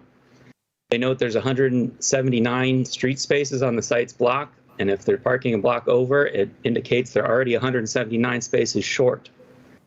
APS received a parking reduction for fleet, and the Transportation Demand Management Plan has, from all appearances, failed to meet their parking goals. There's no reason to believe it will succeed in this case. As recently as last summer, APS asked the county board for additional parking spaces at Fleet. Adding another tier to the structure of parking to meet the parking demand will not prevent preservation or creation of recreational facilities. The proposal does not meet the 2 requirements in the zoning ordinance for allowing a variance for parking. Thus, the reduction should not be approved. In my opinion, 9th Street South should be vacated to allow APS to fill that whole site. It's very little used. At a minimum, the metered parking should be removed so that people can use those spaces for the school or the neighborhood. The application requests yard setback variances but does not delineate where they are. The non-complying setbacks should be clearly shown prior to final approval. If a private entity were looking to double the height of an allowed structure, I do not believe the county would readily approve the request. Some effort has been made to concentrate the building height in the middle of the site and away from the streets. But the entryway of the building is mid-block on a Type C road and has a series of lowered roofs, some as low as Thank you very one or much. Our next speaker is Chris Guy, followed by Annie Webb. Good evening. Thank you for the opportunity to speak this evening. My name is Chris Guy. I live on South Highland Street, directly opposite the Career Centre site. I'm actually looking at it now through my window. My children grew up here. We've lived here for 16 years, and they enjoyed the playground facilities at Patrick Henry and Montessori School from when they were babies, and now my oldest is going to Arlington Tech next year at the Career Centre. The reason why I wanted to speak tonight is to reiterate some of the points I made earlier about access to the Montessori playground area, particularly the 6-foot fence. I think it sends a very poor message to the community who are not Montessori parents and children about access to that site. And I'd like the commission and the county to take that under serious consideration. Thank you very much. Thank you. Ms. Webb. Good evening. Arlington County's own website says that their goal is to provide as many recreation facilities as possible for community use. The current plans for the MPSA Career Center removes a significant amount of green space, an entire baseball diamond. The space today is used regularly by the community for soccer practices, t-ball and baseball practices and games, and open play for children and families in the Penrose and Arlington Heights neighborhoods. For context, there are currently 10 baseball fields available for non-permit required use in South Arlington. Our neighbors in North Arlington have access to 26 non-permit required baseball diamonds. 26. Take away this one, we have even less. If any of you have had children who played baseball or softball, you're very aware that there are already not enough baseball fields in this county. Taking away one more is just going to make that problem worse. I had a lot of other things to say, but these presentations have given me horrible PTSD flashbacks to Fleet Elementary's process. I would like to point out and echo my neighbor's comments that there wasn't enough parking built then. We said so then, and we are dealing with those consequences now. The idea that there is any street parking available outside of this location is pure fiction. It's absurd to say that there are 100 and however many. There aren't 4. It's absurd. This plan echoes the problems that we had with Fleet. The playground is not big enough, this green space is not big enough, and I'd like to point out that the turf field that is put on the display up here is blocked from view from the playground by the building. And when you're in the other building, it will be across a street where buses run. That green space, that turf field, will not be usable by children in the elementary school in the current building or in the future building at any point in time under these plans. So the idea that that turf field is functional at all, again, fiction. Thank you. Thank you. Our next speaker is Ann O'Brien, followed by Aaron Miller. Good evening, Ms. O'Brien. Hello. Thank you for the opportunity to speak today. I am Ann O'Brien, Arlington Heights resident. I want to reiterate support for the Arlington Heights Community Association letter detailing their concerns with the career center use permit. I also agree with concerns that many of my neighbors have raised, particularly as regards parking. On parking, the county should learn from the mistakes made during Alice West Fleet's construction and ensure adequate spaces exist to meet the needs of the site with the maximum possible number of students served on it.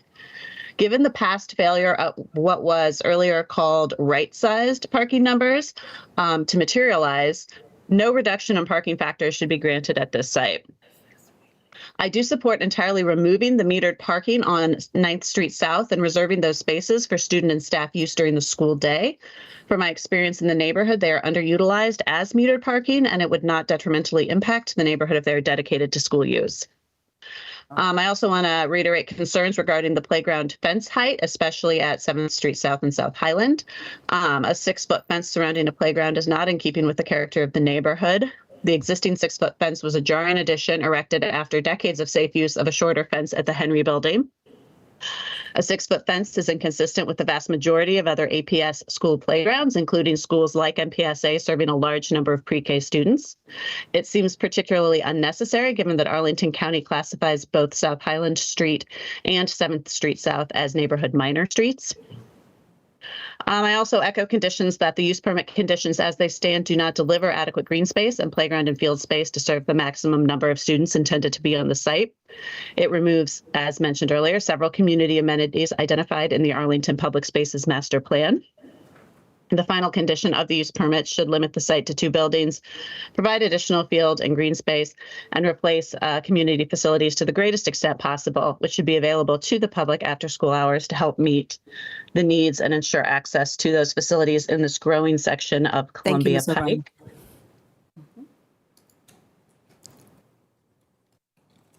Mr. Miller? Yes, I'd like to just thank Brian and Christy for their leadership at the Arlington Heights Civic Association. I echo everything they put in their letter. I'm going to just focus on what appears to be their sentiment that I share, which is the cutting of corners. I'm going to start just with 9th Street South. It's one of the biggest eyesores in all of Arlington County. It is a street that typically has semi-trucks, dump trucks, tow trucks parked there. There's broken glass all the time. And even in the presentation today, it was given the shortest shrift of all of these elements that you talk about. But it truly is a place where crime takes place, where it is not a desirable street to walk down at all. In terms of parking, I echo my neighbors who say that parking is, we have so many students and parents and teachers parking on South Irving Street right now. They do not pay for the metered parking on 9th Street. I don't know why they're coming in there, but there's also no enforcement on South Irving Street either. Streetscape is a big issue as well. Just the notion that, you might cut corners, save some dollars, and not invest in the trees and the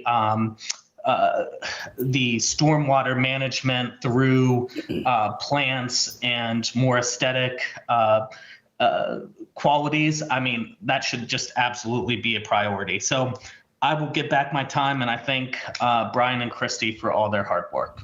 Thank you very much. It's our last speaker. Let's check in with Ms. McIntyre. My apologies. She'll be speaking tomorrow on the Crystal City item. Thank you very much. Okay, so the matter is now with the commission. Commissioner Lintelmi, may I go to you for Transportation Commission? Yes, thank you, Madam Chair. This was heard at last week's Transportation Commission meeting.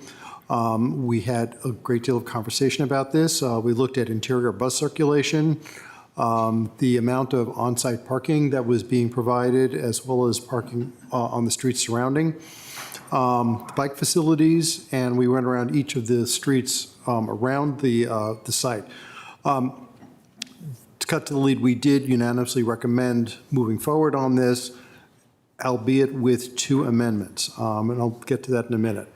When looking at the streets, we agreed with the neighborhood on Highland Street and the lack of upgrading the sidewalk along the edge of the Montessori school. We feel that really does need to be addressed. It's clearly inadequate. There's also a Pudo right next to it. But the reason that it wasn't being widened is because of a row of trees that would, of course, help, because that is an outside, there's outdoor area for the children of the school right there. We understood those trees really are biophilic elements that are important for the children. We felt that nonetheless, we would recommend widening that sidewalk by paving over the grass strip between the curb and the sidewalk. Again, that's a Pudo area. It's getting walked on as it is. There are, yes, a couple of utility poles there, but it still would widen the sidewalk nonetheless and make it more functional. So we did have an amendment to widen those. Turning around to Walter Reed, because there's a large, already existing Complete Streets project which is moving forward. We're very supportive of that, and that is going to be definitely good for this site. 7th Street, we totally support the widening of the sidewalk along that entire block there. 9th Street, there are 3 options that are being proposed by staff for the configuration of a somewhat widened right-of-way on 9th Street. We feel that option 2 really is the only option that makes any sense. That is the option that allows a full protected bike lane both east and west along the entire block. This is a busy block. It is the bike boulevard. It's been planned for years to be a bike boulevard. To have it be a Sharrow is just not really consistent with what we want in the master transportation plan. We feel that a protected bike lane really is the only rational solution for this block. We're totally supportive of the 8th Street vacation. That's really just a paperwork cleanup. We voted in favor of that. Anyway, that said, we feel that the reduction in parking is appropriate here. Obviously, where no one is ever thrilled with the parking structure, but here that it is a reasonable, I guess, solution for a tight site. That said, I will be later on introducing a couple of motions that will echo the motions that were amended motions that the Transportation Commission did the other night. That's it. Thank you. Thank you. So we have one more public speaker. Thank you. Thank you very much. Good evening. My name is Olivier Massot. I live in Arlington Heights, not far from the Career Center. I have several concerns about the current proposal and would like to speak specifically about the exterior design. There are 2 proposed fields of artificial turf. Synthetic turf is not environmentally friendly. At this time, most artificial turf is dumped in Pennsylvania somewhere. The only recycler is in Denmark, and the cost of removing artificial turf is exorbitant. As the world champion soccer player Megan Rapinoe has pointed out in her recent book, One Life, synthetic turf is not user-friendly. On the other hand, grass is natural, fresh, conducive to sitting, and as well as to running and playing. It is good for our students, the neighborhood, and climate. The current proposed design walls off the community and looks like a bus terminal. Perhaps a nature track around the entire property could be used for runners during school hours and for pleasant nature walks for Arlington Heights neighborhood to enjoy after hours. The creative design of the Lubber Run Community Center outdoor space invites everyone in and should inspire our thinking about the Career Center. It also has been proposed that cement benches be installed around the area. Cement benches are institutional at best and do not provide comfortable seating. A school should not be a cold place that makes young people feel like numbers. All of the amenities should lead to creating a sense of personal worth and friendship. For example, moving picnic tables or round tables with chairs would be conducive to conversation. Outdoor tutoring. In summary, we need open green spaces that encourage connection with others. We need natural spaces that awaken curiosity and appreciation for our environment. We need thoughtful design and dynamic that is dynamic. Thank you. Thank you. So before I turn it over to Commissioner Steinberger to help us kind of figure out how we're going to start the discussion, and she also did send out a memo that highlighted, I think, 6 points, which I will then open up to the commission to see if there's any additional kind of bucket items that we need to include. I just wanted to let everybody know what we are kind of road mapping now for the future. We're going to end tonight's meeting no later than 10 p.m. You may see, given the nature of tonight's proceeding and the length of it, you may see commissioners stand up and go to the back, maybe to, for personal reasons, use the restroom, whatever. There are speakers in the back, so we are able to hear all of the conversation while we are back there. The other thing I was remiss in the opening comments, and I just want to say this. Planning Commission actually revised its policies regarding speakers. And so all speakers must sign up with 24 hours before the first public hearing. So it doesn't reopen for Wednesday. You have to sign up 24 hours before what's typically the Monday hearing.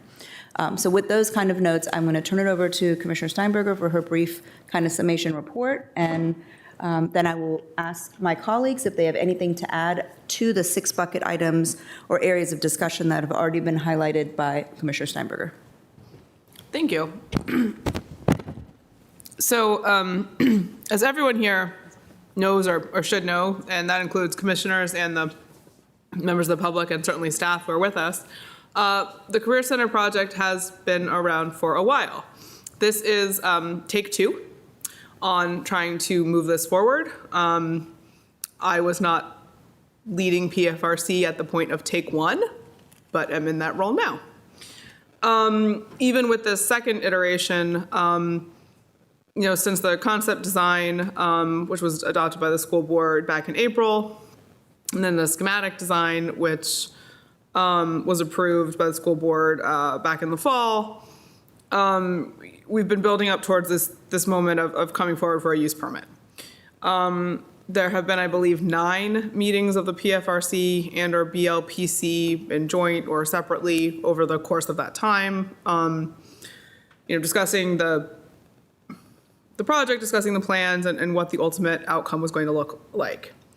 I think that we have had a strong evolution of the project over that time, and I was encouraged by some of the positive feedback we had at the last PFRC meeting, which was a PFRC meeting only, not a joint PFRC-BLPC meeting.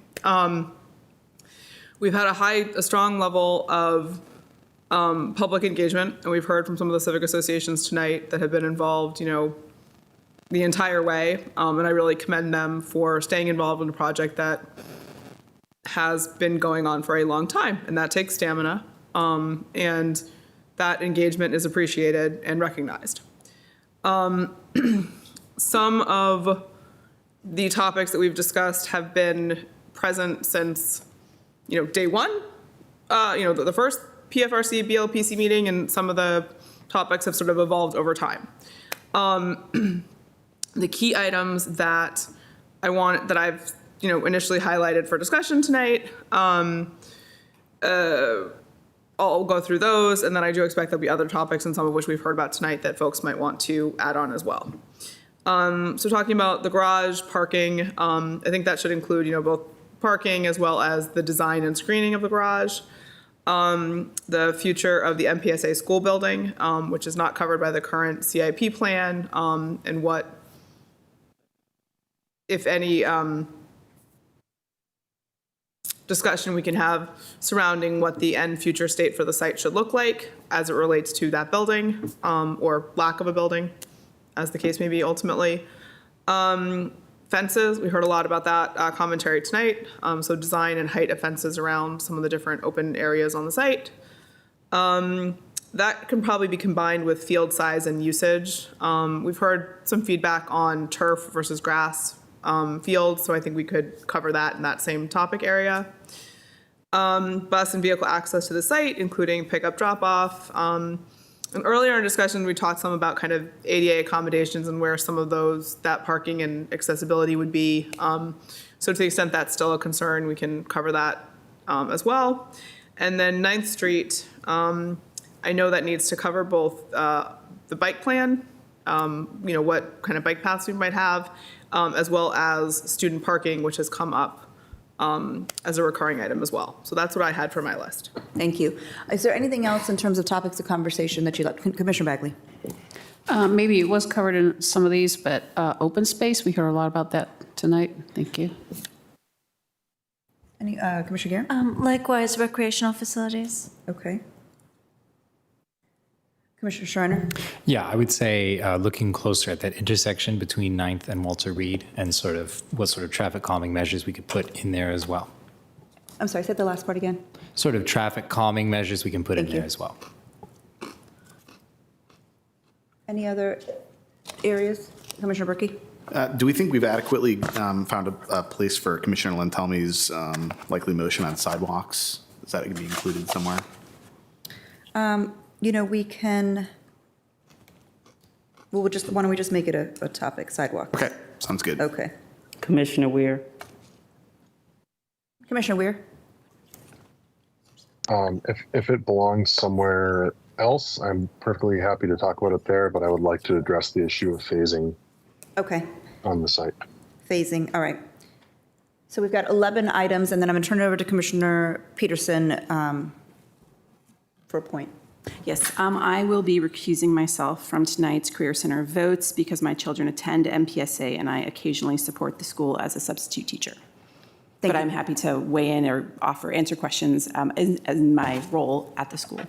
All right, thank you very much.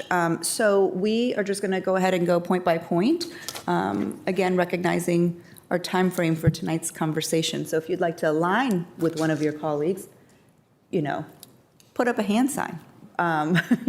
We don't have to necessarily have conversation about everything in these 11 now buckets of discussion. Let's start with garage. Anybody have any conversation or questions or thoughts about the garage? Commissioner Weir, your hand is still up. Is it for garage? Okay. It is not. Commissioner, tell me. The only question I have with the garage is the design. It now has a wall that is supposed to shield headlights. Is that high enough to shield pickup trucks and SUVs or just cars? It should block all headlights. All headlights. Thank you. Okay, moving on to the future of the, yes? You have a question? I think Commissioner Commissioner Charlie, I was okay. going to raise. I had a quick question on the garage and I'm assuming the reason it's not underground is cost? It's cost plus phasing. Phasing we would not be able to keep all of the schools operating on site, trying to construct that, as well as keeping staff parking, et cetera, et cetera. There were multiple reasons, but cost was a significant factor. And if on the phasing, since we're dedicating a parking lot a block over on Columbia Pike, was that played into the, we could potentially park there while this is being undergrounded? There wouldn't have been enough spaces over there. We did look at multiple options for parking. One of the concerns by the neighborhood is the fact that people park on the streets. We do lease ECDC spaces, but some staff would prefer to park on the street rather than in the ECDC garage. Further. I guess the one comment I would add to the notion of, architecturally speaking, garage buildings are proverbially like the lipstick on the pig situation. They're just not very good buildings. And then on the same vein, as much as we can avoid slanted slabs, making them horizontal for repurpose and reusing in the future, as much as I believe in repurposing and reusing seems to be the theme for me tonight, I would encourage, although I think this has already been submitted for permit, so it's sort of too little too late probably. Yeah, I think that we looked at multiple options for this. We at one point in time looked for flat slab. Creating the ramp, it actually took away more green space. What we have is the smallest footprint we can have. We have half of the slab is flat and half of the slab is ramped. So that's the way we did it, which also gave us the smallest footprint, working with a garage consultant. And I'll throw a quick question since I have the mic, and I'll be quiet after this. Utilities and undergrounding of that, had we looked at that and the possibility of, given that I guess this is more of a sidewalk conversation, so I'm getting a little ahead of the schedule. But again, just this notion of undergrounding utilities to help us get those posts out of the sidewalks. Yes, that was looked at. A significant cost to do that. Also, again, the phasing and scheduling issues that we have. One of the odd things that we are doing, if you had noticed on the Highland Street side of the project, we are going with a 6-foot grass strip so they could be undergrounded in the future. But it is a significant cost, and there's a lot of crossovers, which make it very difficult. You have to put transformers in other people's yards. There would be legal issues and legal ramifications of moving transformers into private property. Great, thank you. Okay, Commissioner Guerin and Commissioner Steinberger. Thank you, Madam Chair. I just want to follow up on this. Mr. Chambers, could you tell us a little bit more about the cost? Because what was it, 2018 when we did Fleet, we did do underground parking with a playground above it. So what's the current cost for an underground parking space? I don't have the space per se, but when we were looking at it in this particular case, it was about 3 times the cost, 2 to 3 times the cost of the above-ground spaces. Okay, but Around we don't know if 30 if it's gone up in the last. It has gone up 5 years. significantly, and we had a lot of overruns on the fleet garage due to the construction issues of putting a building on top of the parking structure in the range of about $2 million. Thank you. Just to follow up on that, did you consider putting a play area, any green space on top of the parking garage, given that it is there and that might be an opportunity to recoup some green space? And we've had some luck doing that with other APS schools. Yes, we talked about it briefly.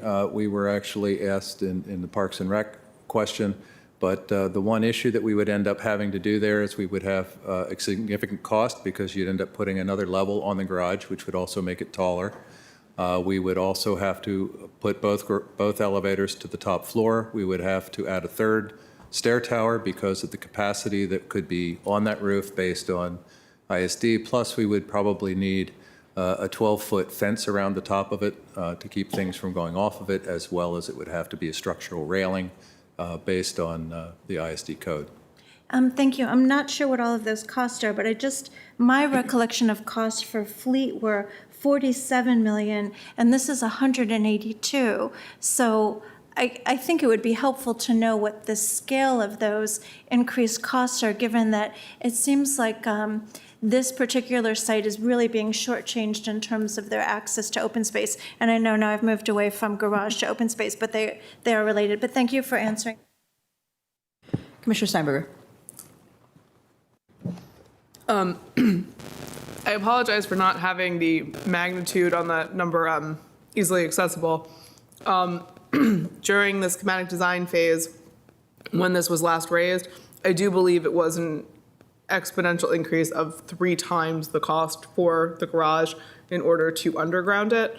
I understood that to be the focus of the reason why undergrounding was not possible. The phasing argument is not one that I recall being as prevalent by any means. The cost has been a concern since day one. With regards to the garage screening, I did want to highlight that one of the, as that was a discussion topic at our last PFRC meeting, the location on the building of some of the screening and the extent of the screening, I believe, has been reduced from some earlier design plans. Part of that, I believe, is a cost reduction and sort of also a focus on not drawing additional height to the building, so they've been relocated down to a point. I'm okay with where we've sort of ended up in terms of what that screening looks like, but there was feedback and discussion from the community, was that enough screening? Is that really the place to kind of have a cost savings in the grand scheme of everything else? Should there be some additional screening? Should they be larger, covering more of the building?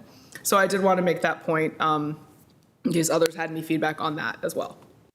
Commissioner Bagley. We did sort of loop parking into this, right? Why not? Okay, great.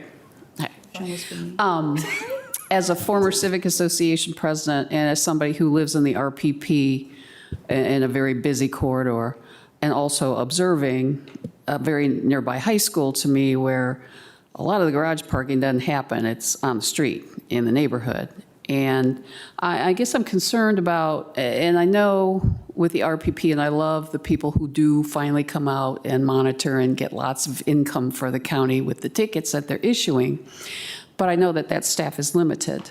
So I'm curious for the neighbors here, the RPP exists on a little portion of Highland there. Should I assume that that is extremely difficult to park in now and given, unless, for your neighbor, I mean, for the people that live there, are you able to find parking close by, or do you have to go around because those spaces are easy, convenient, and with the proliferation of numbers of people who are going to be there, will those spaces really be there for you, I guess is my question. Just a simple nod, whatever. They don't know. Okay, I just thought I would. What's RPP? A residential parking permit. And I saw it, Rob, you had it, Mr. Gordon, you had it on the Highland Street for, oh, I'm sorry. Ms. Sontag had it on. Am I allowed to answer? That question is for staff.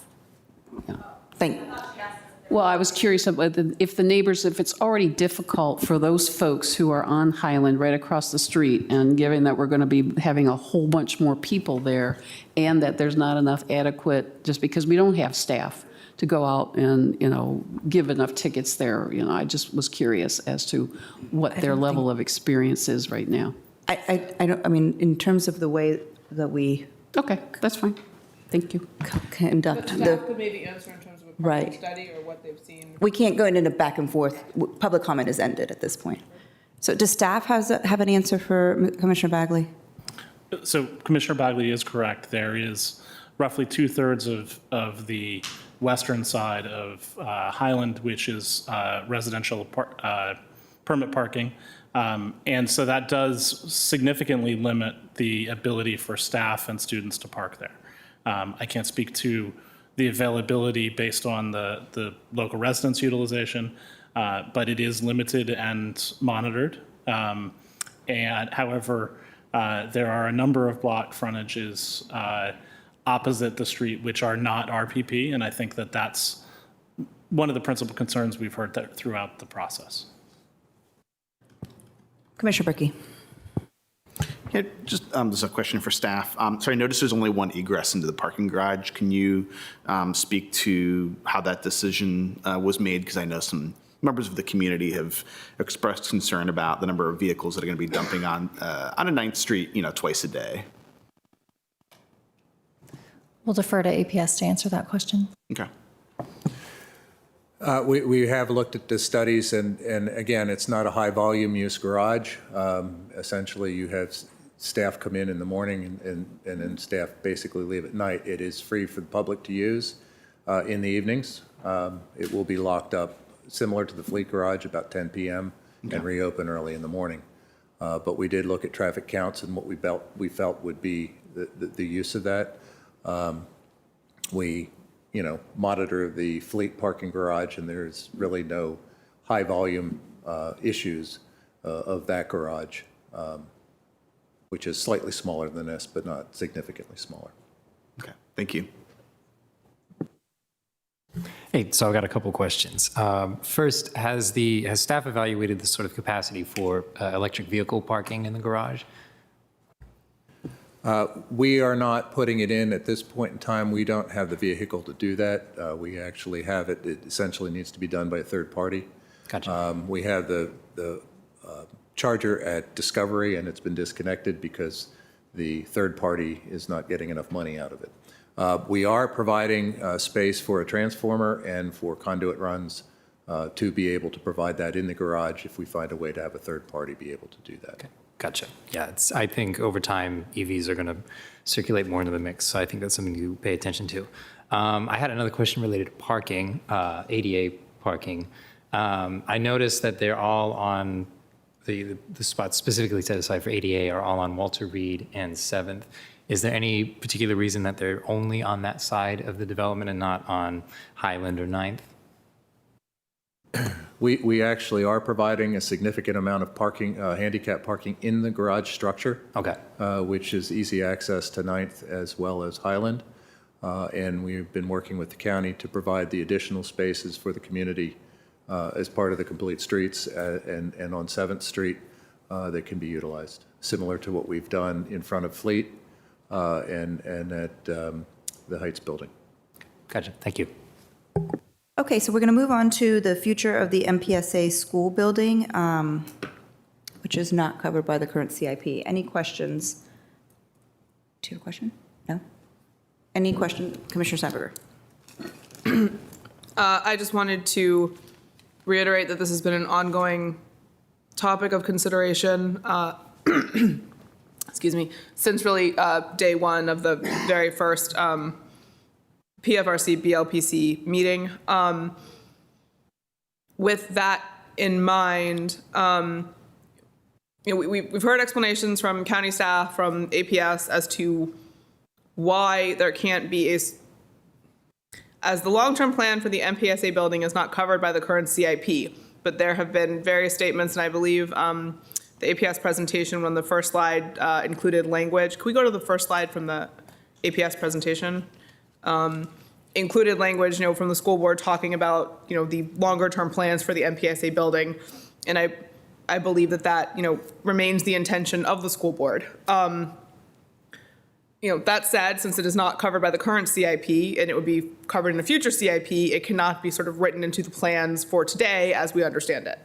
That said, I intend to make a motion to address kind of the sense of the commission that the final career center site should include 2 school buildings with, open space covered for what is currently the MPSA location, but will not be at some future state. Okay. Commissioner Weir?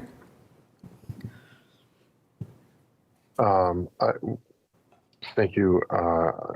We heard during the 3108 discussion some explanation as to why the existing building was unfit for public purpose.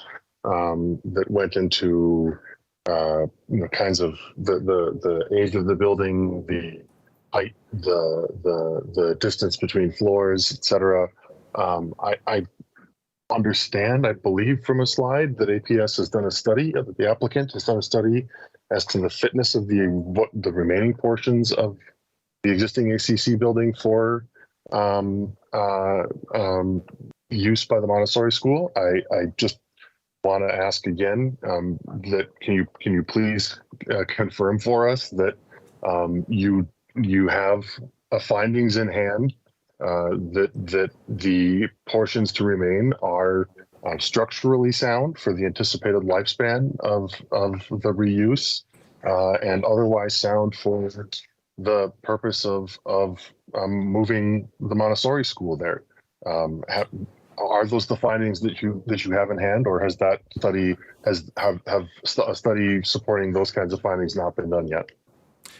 No, as I had mentioned, we had done a study, and it's been provided to the administration, that they have currently 3 options to consider on looking at the existing facility. But yes, the educational specification for the Montessori public school will work within that facility. There's just different considerations with regard to the options, number of classrooms with windows, et cetera. Really, the only thing that is not fit for the elementary school is the fact that we would have to create a full-height gym space if that is what would be desired in the educational specification, or would they make do with something less than that? Which is one of the reasons why the high bay spaces do not really have enough height for a gym space that would be safe. But yes, the building can be reused and structurally sound. It's a concrete structure, and it is missing fire suppression, which we need to put in for schools, but, we have a lot of schools that need to have that done. But it is in much better condition than the current Henry building. Thank you. Any other questions on MPSA? All right, moving right along to design, height of the fences around the play areas on the site. Commissioner Bagley. We heard a lot from the neighbors and the civic associations about the height of the fences. Is there a reason why they have to be higher than what supposedly is at other schools? Yes, typically at other schools, we have a much greater setback, and we have shrubbery and whatnot between the sidewalk and the building, and the playground. When Montessori Public School of Arlington moved in there, they had a lot of issues, safety issues and concerns, and the principal put in a work order to have the fence raised to 6 feet. A lot of parents were complaining about the 4-foot fence with the sidewalk very close to it. So it's an operational issue. It's not an aesthetic issue. It's a concern that they had, and it's the reason why it went to a 6-foot fence, because of that issue. Our playgrounds are open. The gates should not be locked. I understand that some of these gates have been locked in the past, but that is not standard policy with APS. Any other questions on the fence, Commissioner Sarli? So it's my understanding that the higher fence has utilitarian use for the kids, like the balls, and whatnot.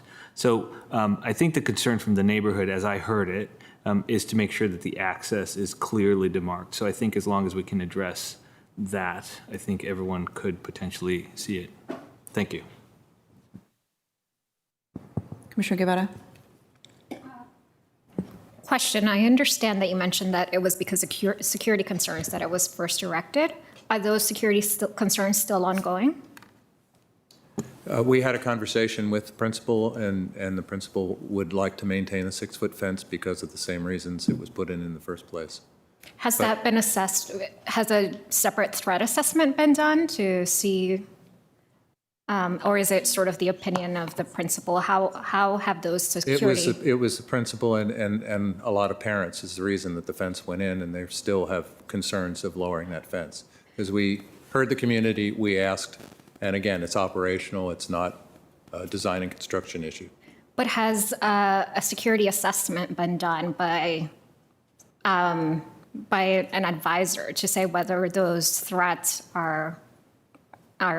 I can't say that the principal had an assessment done, but we do have a security and safety group, and I would assume she would have consulted them. Perfect, thank you. So I have a quick question based on community's feedback. It's following up on Commissioner Sarli. Is there a change to the design that will allow for the gates to be on the sidewalk side, not just adjacent to the school side? We can put gates wherever they need to be. We in the new fences that we're putting in, we have accessible gates that we don't have an issue with putting gates that are accessible. Okay, because I think that that's what the community's wanting to hear, is that there's some commitment to ensure the community use of the playground. Yep. Thank you. Commissioner Sandberger. And we talked about the security aspect to the fence height, and I just, from my own understanding, I believe it's two pieces to the security conversation. But please correct me, because I may have misunderstood this. It's both access to the site and security, community access, internal, external, the security concern for that. But is there also a concern of balls flying over the fence? Okay, so that was the question. Okay, sorry, never mind. Got it. Thank you. Okay, so seeing that there's no more questions on design in the field and the fences, let's look at field size and usage. Questions on field size, Commissioner Bagley? Is there a technical reason that it's synthetic versus grass? And how impervious is a turf field, or does it have drainage? Yes, it does. It is a pervious surface, but it's not significant based on the way the county interprets that. It's, utilized for that. The reason why we're using this synthetic turf field is because of the heavy use it's going to get.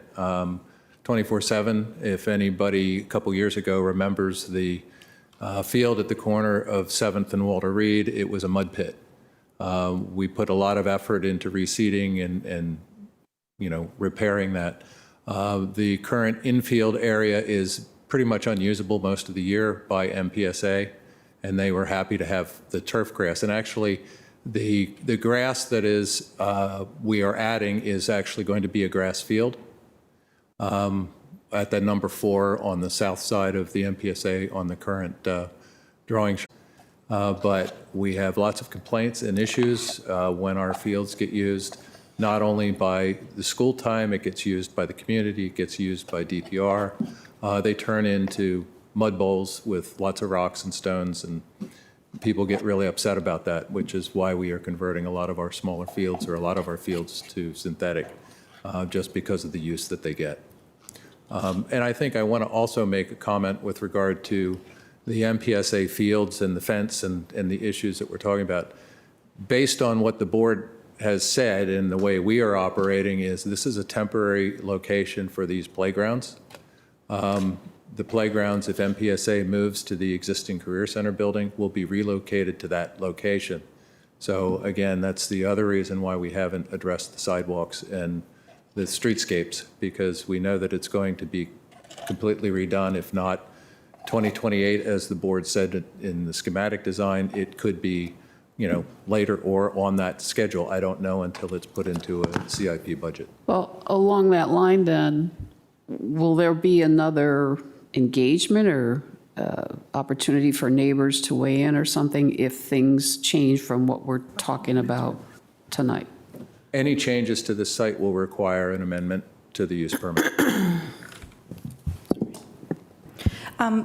I think this particular issue has come up maybe in take one, I don't know, but I feel like the question has been asked before.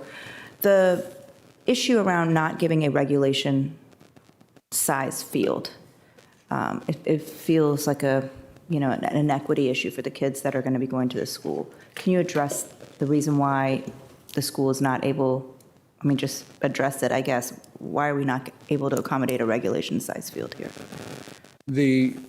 Currently trying to keep, we have to maintain, and again, it's a reason why this is phased, we have to keep all of these schools in operation as we construct this new building. It's a question of leapfrog, and how do you do that? How do you support it? How do you fund it? The field is actually sized for physical education, which is the way the school will use it. This school will not have competitive sports, so they don't need a competitive field for the use of the school. APS does not need that at that location. We did, again, look where the MPSA building is. We can have a full-size soccer field there. We don't know whether that's what it would be, or would it be something else? Would it be a diamond field? I don't know. And again, that would be a community engagement that would happen to determine what was appropriate and what would fit within the budget of the CIP that gets determined, that says what that is. And, again, I'm sorry that I can't remember when in these conversations in these last 5 years that this issue has come up. I think the problem continues to remain, like, for kids that are going to be even at this space. Does it do something? What impact does it ultimately create for the kids that are that are utilizing or getting their education here at ACC or Arlington Tech?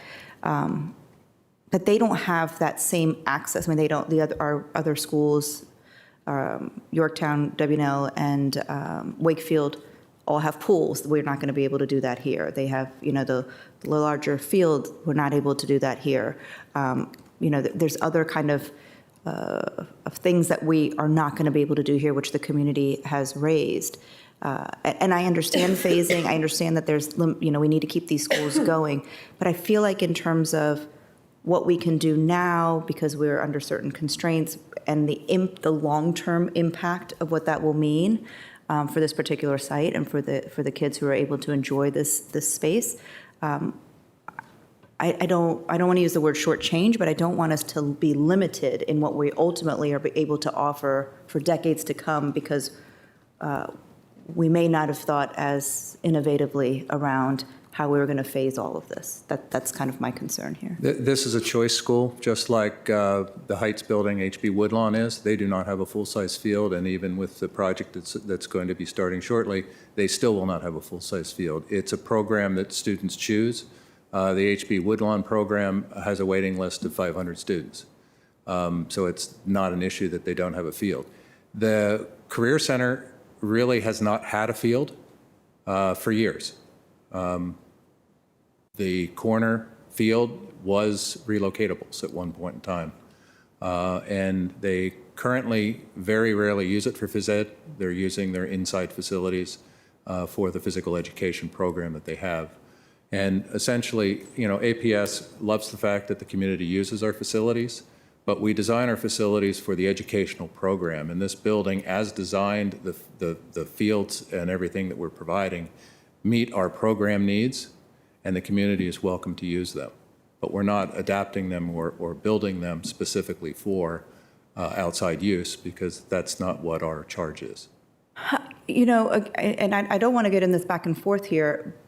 I know that this is I'm very familiar with Arlington Career Center and Arlington Tech and what the programs are, but that also creates a limitation as to what the programs can be, right? And HB Woodlawn and the kids who attend, I mean, they get to go to their home schools and use the fields of their home schools if they're playing sports in those locations. But at the same time, there are opportunities to be able to expand the current programming that is at Arlington Tech and at Arlington Career Center, and that could ultimately, that programming could be limited by the fact that we don't have some of the options and facilities available on site. I mean, I think my colleague, Commissioner Guerin, raised this issue. This is coming with a very, very hefty price tag for the residents of Arlington County, and you know, this proposed plan has the opportunity to open up this space in a tremendous way for community benefit. And certainly APS's job and responsibility is to educate our kids and make sure that the facilities and the campus is available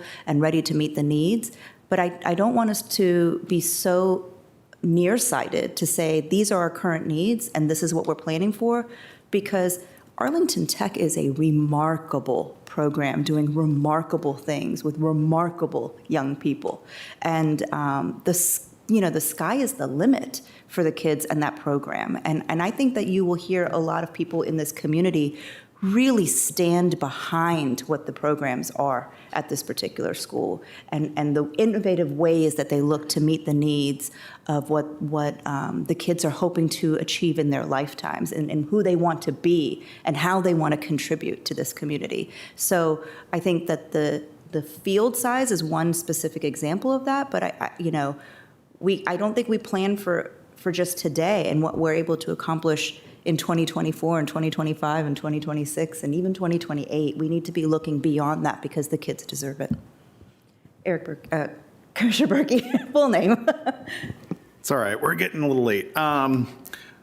Very well put, Madam Chair. I'd associate myself with all of your comments and concerns, and I would just add that I think it relates to my larger concern about this entire proposal, which is this phasing and understanding, APS has essentially made choices that now box us into this phasing. And I think the field is a very good example of that concern. But quite frankly, I think what we heard tonight from the public speakers about the lack of understanding what the rest of this is going to look like is really contrary to, and I say this is my first meeting as a planning commissioner, but have been through enough of these where if this were any other developer applicant coming, this is not what we would expect. We would expect a fully fleshed out form vision, and yet we're going to expect less from our public school system, and that gives me grave concerns about this proposal. But anyway, well put. Thank you. Thank you. Okay, so moving on to bus and vehicle access to the site, including pickup and drop-off, ADA accommodations for pickup and drop-off. Any thoughts, questions, concerns, Commissioner Lantelmi? Yeah, I have a question about 9th Street. In slide 6, it shows that there's a PUDO on the PUDO meaning pickup drop-off. Pickup drop-off along 9th Street. But when I read through the proposal, I'm not sure it was in there. Is that still proposed to be a PUDO spot? Or has that been dropped from the proposal? I'll defer to APS for that. I think based on what we're showing is we do anticipate 9th Street to have some pickup and drop off on it. So it would just be time restricted parking like we typically do. Okay, that's fine. I just wanted to make sure that I was reading it correctly, that is continued to be in it, which is all the more reason why I want to have the option for the 9th Street, option 2 be the one adopted, which is the protected bike lanes on both sides. This is going to be a very active street. It is on the master transportation plan, part of the bike boulevard along Columbia Pike, which is one of the key features of Columbia Pike, because we can't have bike lanes on Columbia Pike itself. So the bike boulevard is very important for our multimodal proposals. This street, unlike a lot of the bike boulevard, is not a quiet residential street. This is going to be used very heavily, and not just by the school. We have the garage, which is emptying out there. We have that AT&T building across the street, which will have, there aren't many people working in there, but it does have heavy equipment in it that has to come and go. And we've heard from the neighbors that there are trucks on this street. Because there is the pickup and drop off there, that's going to increase the traffic too. All the more reason to have a protected bike lane along there to make it safe for the bikers who are going through the site rather than going there as a destination. So I very strongly urge that we do option 2. The pickup and drop off on Highland Street, again, that's another reason to pave between the sidewalk and the curb space. Even with those utility poles there, it does in fact give a little bit more extra space. We have pickup and drop off. People are going to be walking on the grass anyway. Might as well pave that. The neighborhood would like that. I totally support that. I think it makes a lot of sense to do it. Again, it's an interim condition. It's not that expensive to do. You can even just throw asphalt down there. But because there's pickup and drop off along there, all the more reason to pave over that strip. Thank you. Okay, so 9th Street bike plans and student parking, Commissioner Lantelmi has already started this conversation. Is there anything, Commissioner Bagley?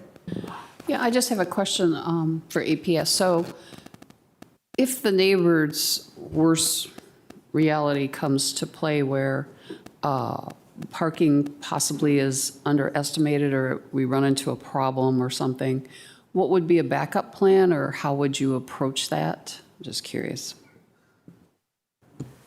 Again, we don't have any plans currently for the corner of Highland and 7th. So maybe there's additional parking that gets put into there. So, we are very well aware of that and the issues at Fleet, which we do not want to repeat. Mr. Gibson? I do want to note that the garage has been sized for a future expansion of the MPSA program to 775 students. So there is some planned growth for parking within those estimates. Thank you. Commissioner Weir, you have your hand up? Yeah, thank you. I think that Commissioner Lantelmi puts too delicate a point on it. I think that what's happening here is that we have an applicant who is asking us to suborn the master transportation plan to the applicant's programmatic preferences. And that's what's happening on 9th Street, is that we are being presented with a plan that would place pickup and drop off on the master transportation plan's bike boulevard. And as Commissioner Lantelmi says, critical component. And I cannot think of an example where we would accept a proposal from an applicant, or where we would bless it, or where we would find it to be in substantial accord with a component of the comprehensive plan, where the applicant is effectively asking us to suborn that plan to its programmatic preferences. So I want to be clear about. I think we need to be clear about what is actually happening here. Thanks. Thank you. So moving on to open space. Commissioner Bagley? So this is an issue that appears to still be wide apart between neighbors and some of the civic associations and APS. So are there any plans, or can there be some future negotiation, or why would you not be able to increase open space?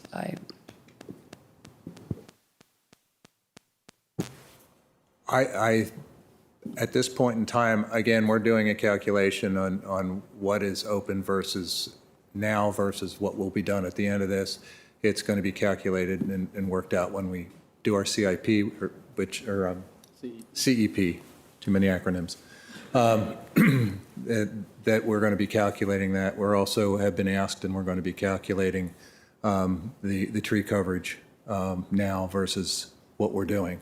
So, you know, we do hear the comments, we do hear the questions, and I think that, you know, when Montessori Public School of Arlington is removed, as the board has said, but again, we had a board member at one of the community meetings, and he said, you know, the board can vote, you know, because it's going to be a different board by the time we get back to this. They could vote in a different way. He couldn't state that they would necessarily do that.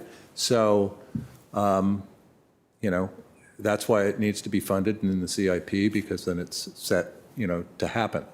But I think that if that green space was provided on the corner of 7th and Highland, I believe we would be exceeding what we currently have, and I think the quality of what we're going to be providing or would be providing would be much, much improved over what is currently there. Okay, so in other words, but it won't go less than what the neighbors are being told now. It could potentially be more, including trees? It would be more than is in this condition that we have in the current use permit. Any other questions on open space? Commissioner Lentoni. If in fact Montessori does end up moving to the current Career Center building, where is the play space for the kids around that building going to be located? The play space for them in the relocation would be on the west end, where the play area is for the daycare program currently, as well as what was at one point a greenhouse and/or it's currently asphalt area for the ROTC program, and also between the building and 9th Street. There would be primary and a secondary play spaces. Will they have, is that the same amount of spaces they have now, or is it? It will be designed for the program. Essentially, we intend to relocate. We are asking the installer of the relocated play area, it's all new equipment, to be able to relocate that to another location in the future. Excuse me. Okay, thank you. Moving on to rec facilities. Thank you, Madam Chair. I'm sorry, Commissioner Ware has a question. Okay, Commissioner Ware. I was going to make my phasing point there, but I'm not going to make it yet. Okay, thank you. Rec facilities, Commissioner Guerin. Thank you. Given that we're losing some facilities on the site, I'm wondering if there are more facilities inside the building that perhaps weren't highlighted that would offset the loss of some of the recreational facilities that we're losing. I mean, this is a very unique building. I mean, this building is going to have things none of our other schools have. But it is getting a full-size gym. It'll be a full-size high school basketball court with bleachers. So one of the complaints that we had about the Heights building is there's no seating. This will have seating, and it's being set up, and it would be able to be utilized by the community. There are also meeting areas and spaces, and a lot of the program spaces are going to be available and open to the public. A lot of the CTE programs, there are adult ed programs that will be held in this building that would not be held or are not held in the other facilities that we have. Oh yeah, there's also a large fitness room, et cetera. Okay, anything else on rec facilities? All right, traffic calming, Commissioner Streiner. Yes, so could we go back to the streetscape for Walter Reed real quick. That design.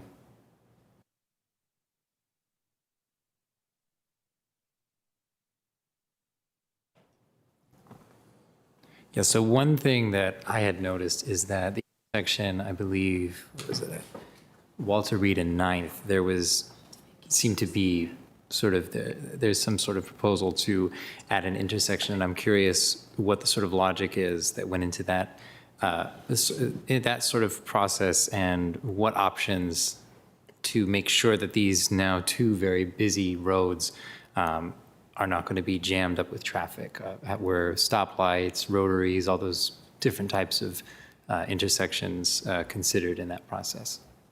So Arlington County is proposing signalization, full signalization of 9th and Walter Reed. We are also proposing a complete reconfiguration of the street to make it much more of a safe connection.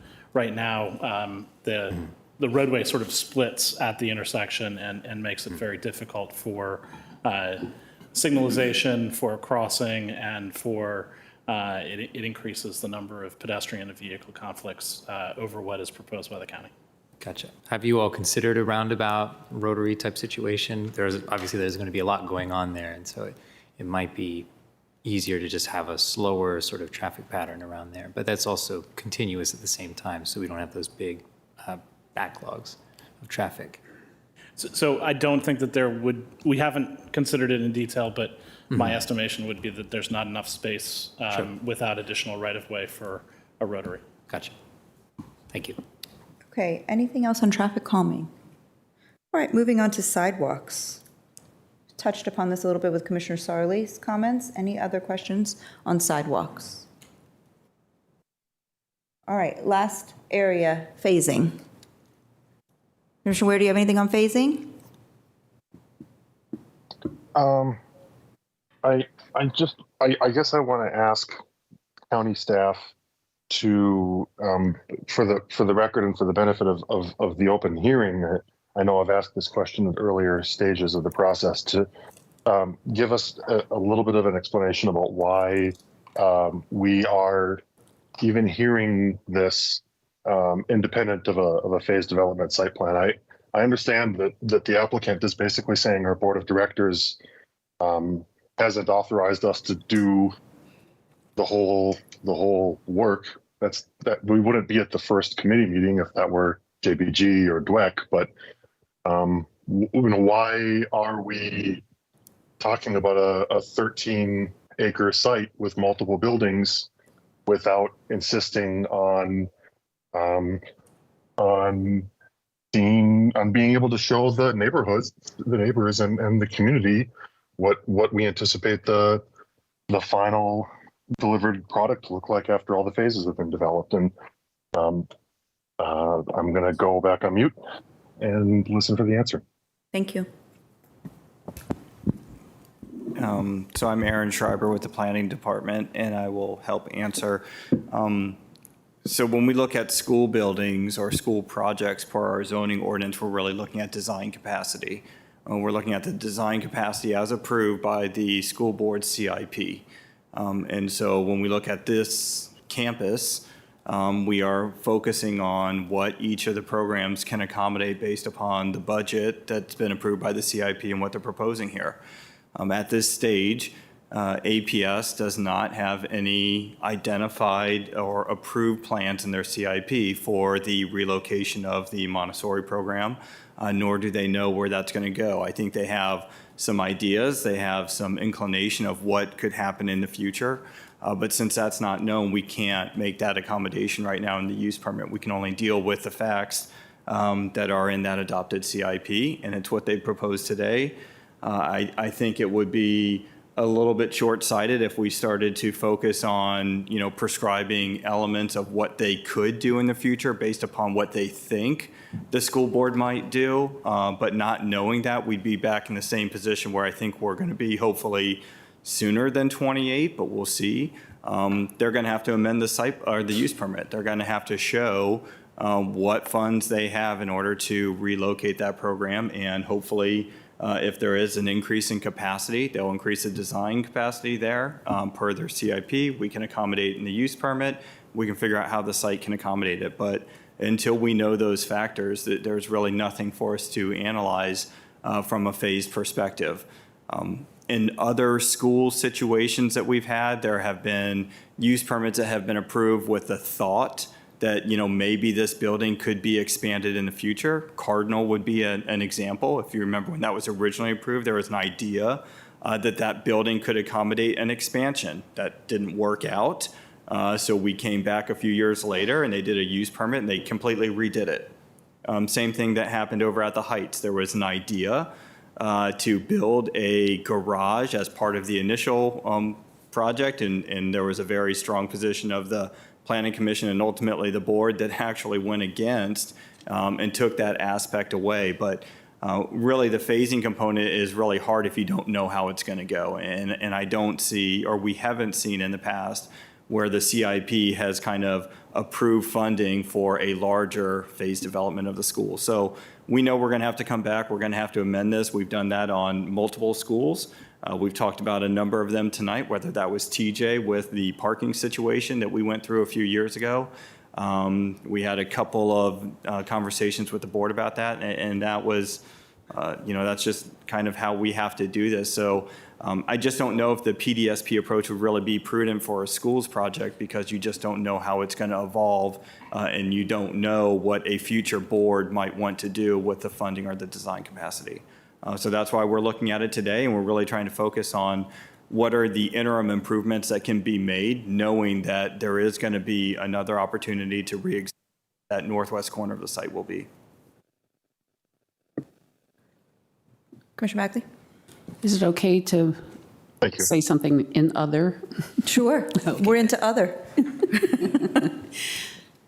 So it's a little troubling sitting here and seeing a schism still between the neighborhood and several civic associations. And I feel like the groups are still kind of apart, and also getting communication today from a former planning commissioner who is very familiar, lives in this area, and has expressed concern. So I guess my question is, should I support this tonight? Will I be doing so knowing that, and particularly APS, will be continuing to work very hard, striving very hard to work with the neighbors and civic associations, try to meet somewhere in the middle on some of the issues that we're hearing here tonight? Is that an assumption I can make so I can support this? We have been listening to the civic associations and making modifications and changes throughout the process, and we will continue to do that as we develop this site. Any other comments? Commissioner Steinberg? I wanted to respond to Commissioner Begley because I think she raised a really interesting point. I do want to highlight that one of the things that I saw as really a positive and sort of not turning moment, but sort of a very positive collaborative moment was at the last PFRC meeting when the plans that we're now seeing have a change to the roof landscape, the roof styling for the site. And that was based on, in part, feedback that had been consistently coming from the community and was really met with a very positive way. So I do want to say that, we've seen, I'm not doing well with the mic tonight. I'm seeing examples of that, and that is an actionable example that I, saw just like a week ago. Okay, so I'm going to turn this over to Commissioner Steinberger for our motion. I'm going to move with the motion to vacate first. Yes.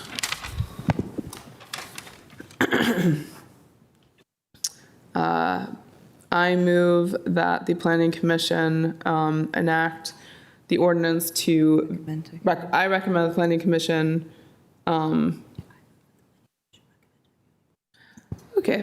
recommend that the Planning Commission, I move that the Planning Commission recommend to the County Board the enacting the ordinance to vacate a portion of 8th Street South, originally Smith Avenue, located between South Highland Street and South Walter Reed Drive, within the subdivision known as Arlington Plateau, being part of the property known as the Arlington Career Center, owned by the Arlington County School Board, APS, 816 South Walter Reed Drive, Arlington, Virginia, RPC numbers 25-014-010 and 25-014-004 with conditions.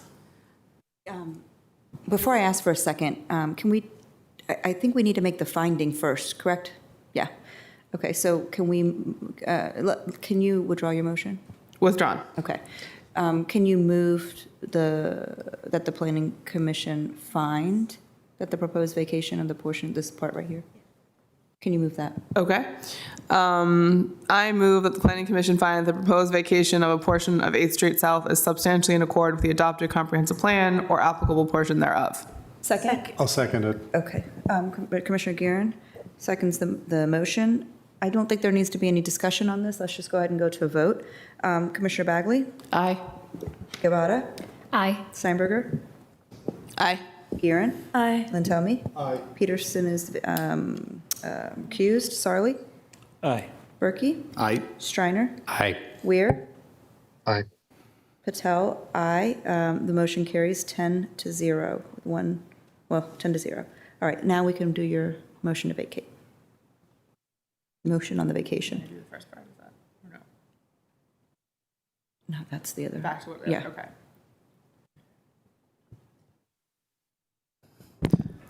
Are we done with this part?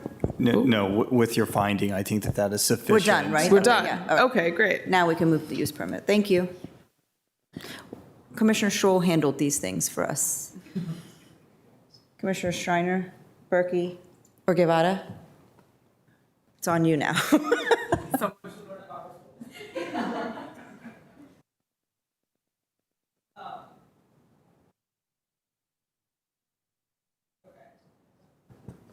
I recommend that I move that the planning commission recommend approval of a use permit.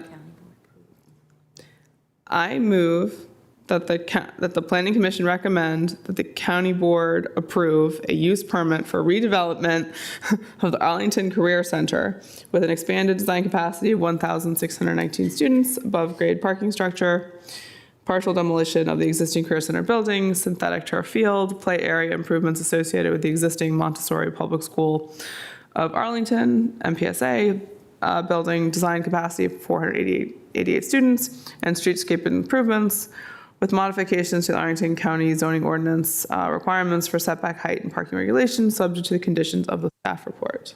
Is there a second? Commissioner Sarli.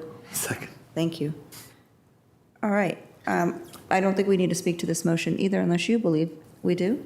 I believe there's going to be amendments to the main motion. Yeah. I'd like to speak to the motion. Okay, Yeah. Commissioner Guerin. Thank you, Madam Chair, and Commissioner Steinberger. I do not intend to support this motion. I share the concerns of our former commissioner and the community leaders and the local civic associations, and reiterate my own concerns about public facilities in the county, including the public schools. You know, the PC has a responsibility to look at these individual proposals, but also balance a range of goals, including all of those in our comp plan elements. And the concern is that these buildings are meant to be public facilities, last for 50 to 100 years, and they use significant amounts of public money. We've heard that this doesn't really have the amount of green and open space that we'd look for normally, that the community has asked for in several iterations looking at the Career Center, that the Public Space Master Plan calls for, a comp plan element, and the rec amenities and so on. There's a lot of impervious surface. It doesn't seem to conform with the streetscape in the way that we normally ask of other private developers, limited bike facilities. We've got the above-grade parking. It's LEED Silver. We usually ask for more of our private developers when we ask them to address these standards. So I'm not sure why we're not asking that of APS. And so for that reason, I feel like it's a little early for me to say that this is ready to go forward, and I will not be supporting it. Thank you. Madam Chair, I make an amendment. Okay. Just a moment, Commissioner Weir. Commissioner Weir has his hand up. Commissioner Weir? Thank you. I anticipate that I will probably support some of the amendments that are to be offered, that I expect will be offered. But on the main motion, I anticipate that I will also be voting against for the reasons that Commissioner Guerin has just articulated. but also for my concern about 9th Street. You know, we have made a promise to a significant share of Arlington, both people who drive, people who bike, and people who walk, and everyone who relies on those facilities being available to people. That the 9th Street will be a bike boulevard, and the fact that this is on the table. Right. The fact that it is on the table, whether or not it goes forward with our recommendation, the fact that it is even within the realm of consideration violates the integrity of that promise, undermines the integrity of the promise that 9th Street will be available for cyclists. And both because of that specifically and because of the broader issues about the relationship of applicants' proposals to the components of the comprehensive plan. On the main motion, I strongly anticipate that I will be coming down against it.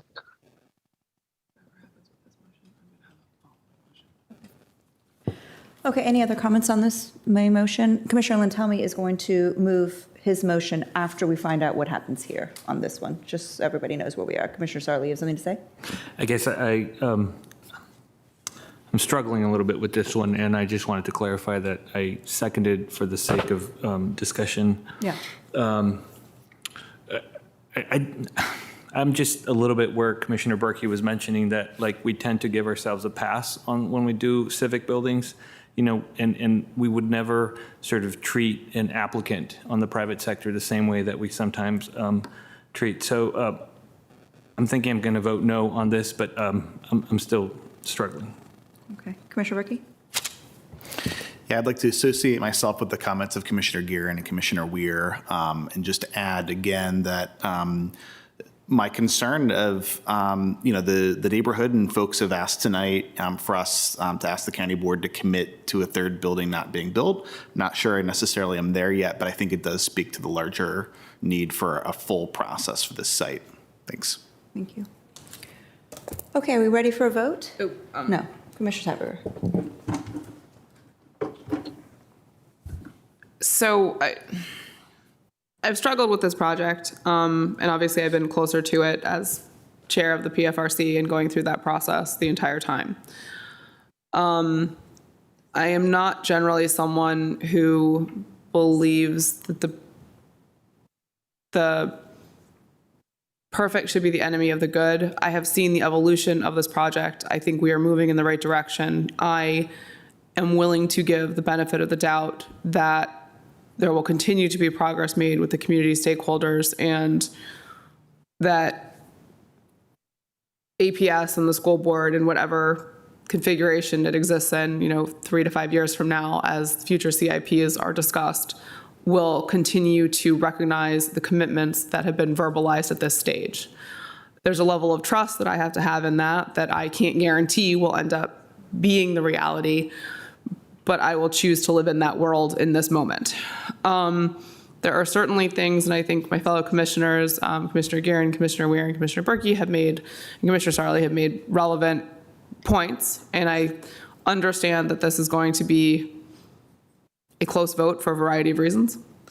I think that the point about the bike lanes on 9th Street is critical, and I look forward to what I believe is the motion forthcoming from Commissioner Lantelmi.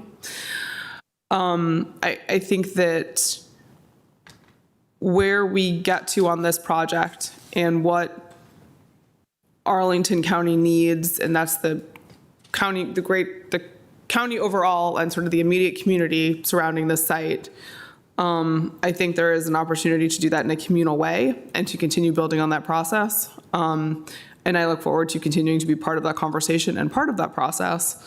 And I understand that there are constraints, real or perceived, that may make additional challenges to how this project proceeds in a way that we would not find or would treat differently if this was a private developer. The reality is it's not a private developer. And I think that has real impact,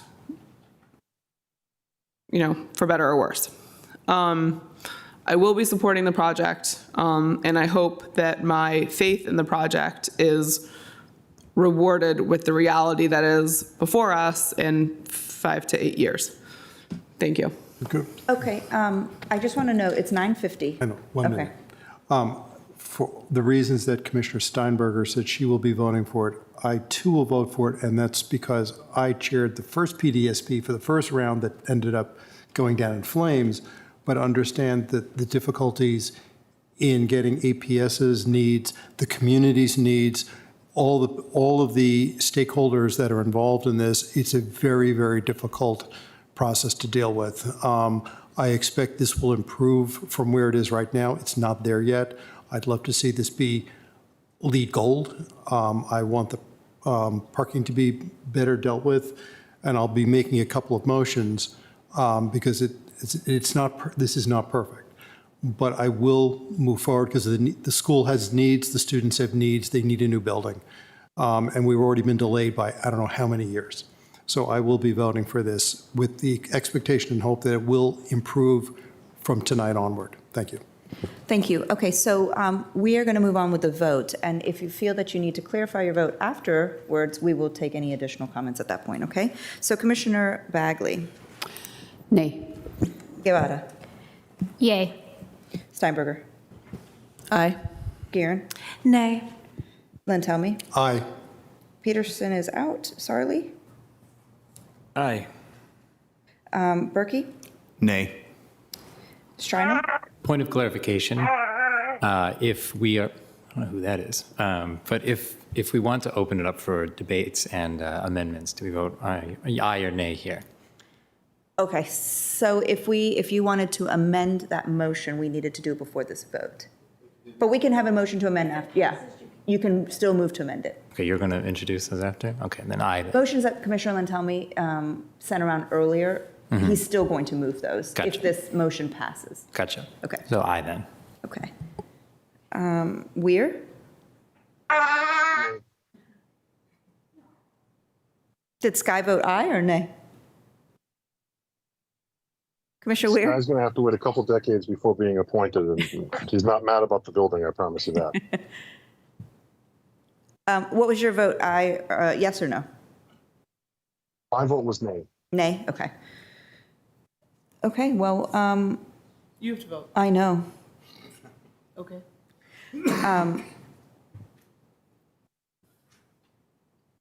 Ooh.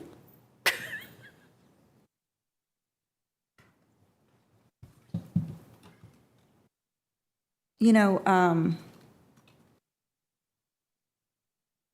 Jesus.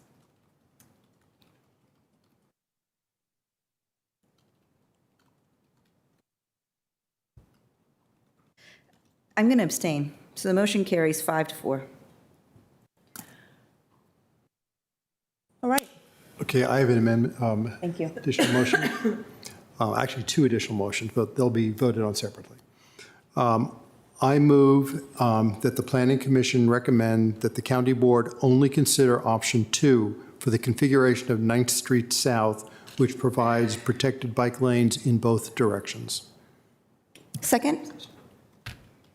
Second. Commissioner Striner seconds it. Okay. Ready for voting? Commissioner Bagley? Aye. I'm Guevara?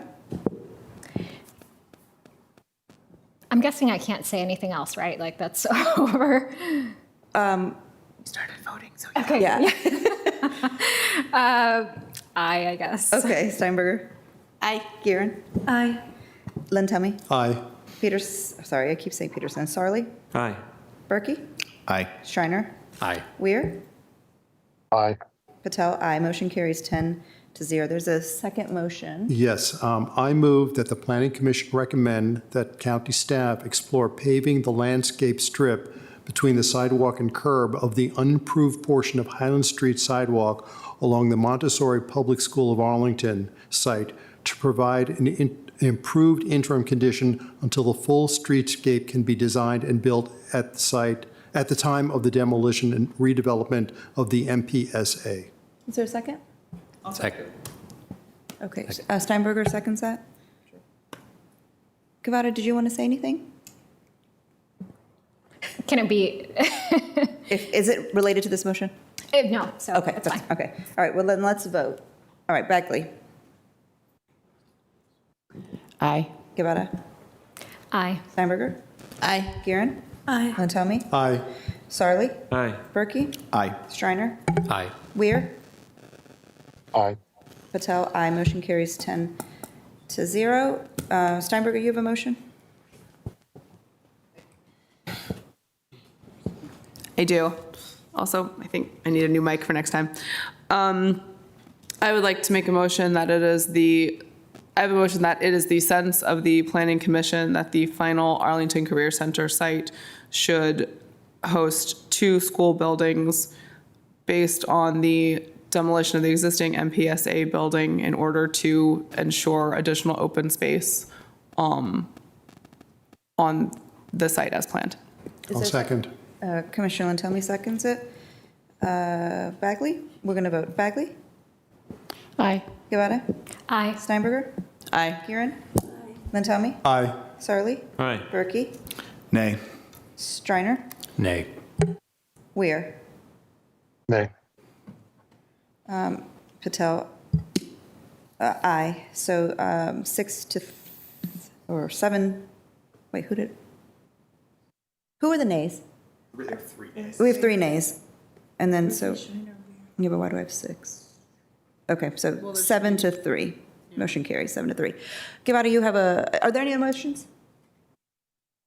Guevara, you have a point that you wanted to make for the record? Sure. So I actually grew up in South Arlington. I went to Wakefield High School. And I always saw the disparities between North and South Arlington. And I think it's really important, while obviously community concerns are really important, but I think there's something to be said about the messaging that we send to our students and where we actually allow for growth and development. So I just wanted to share those thoughts. And I think it's really critical. And I do think there's going to be time and space for the community to actually work with APS. What one of my colleagues mentioned earlier about, yes, there's a difference between sort of the threshold that we would have for someone, for a developer, but they also have eons of dollars. Whereas, this is the public, like we're funding this. So, it's sort of unfair to a certain extent to hold a different, I'm losing my train of thought, but it was the initial point. So thank you. So I just want to go on the record in terms of clarifying my vote to abstain, because of course, if I would have voted no, that motion would not have carried. I think, and maybe this kind of goes to what Commissioner Guevara is saying, I worry about not creating a pathway for this project to move forward, recognizing that the concerns of the community are not that the project itself should not go forward. The concerns of the community, and I appreciate community members shaking their head and saying, yeah, you got it right. But it seems that the community is in support, and I think everybody here is in support of this project moving forward. But there's lots of work to still be done. And I have confidence, particularly in the community, to say what it is that needs to be done and how it needs to be shaped and how we move forward. And so I didn't want to be the person that stood in the way of saying, this is not going to be a recommendation, or the Planning Commission's not recommending this particular project. I just want to go on record of saying that lots of work still needs to be done. And I think we all place our faith and feel comfortable in terms of what the community contributions have been to the discourse thus far. So thank you all. So that concludes the Commission's business for this evening. We will stand in recess until tomorrow, at which time Commissioner Steinberger will be chairing the second portion of our June meeting. Thank you all for a wonderful evening. Thank you for helping us stay on time. It is in fact 10 o'clock. Thank you to my colleagues for all of your wonderful conversation and discussion on these points. Thank you to all the public commenters, staff, and for our friends over at APS. Have a wonderful evening. The Commission is in recess. Nice job. Thank you.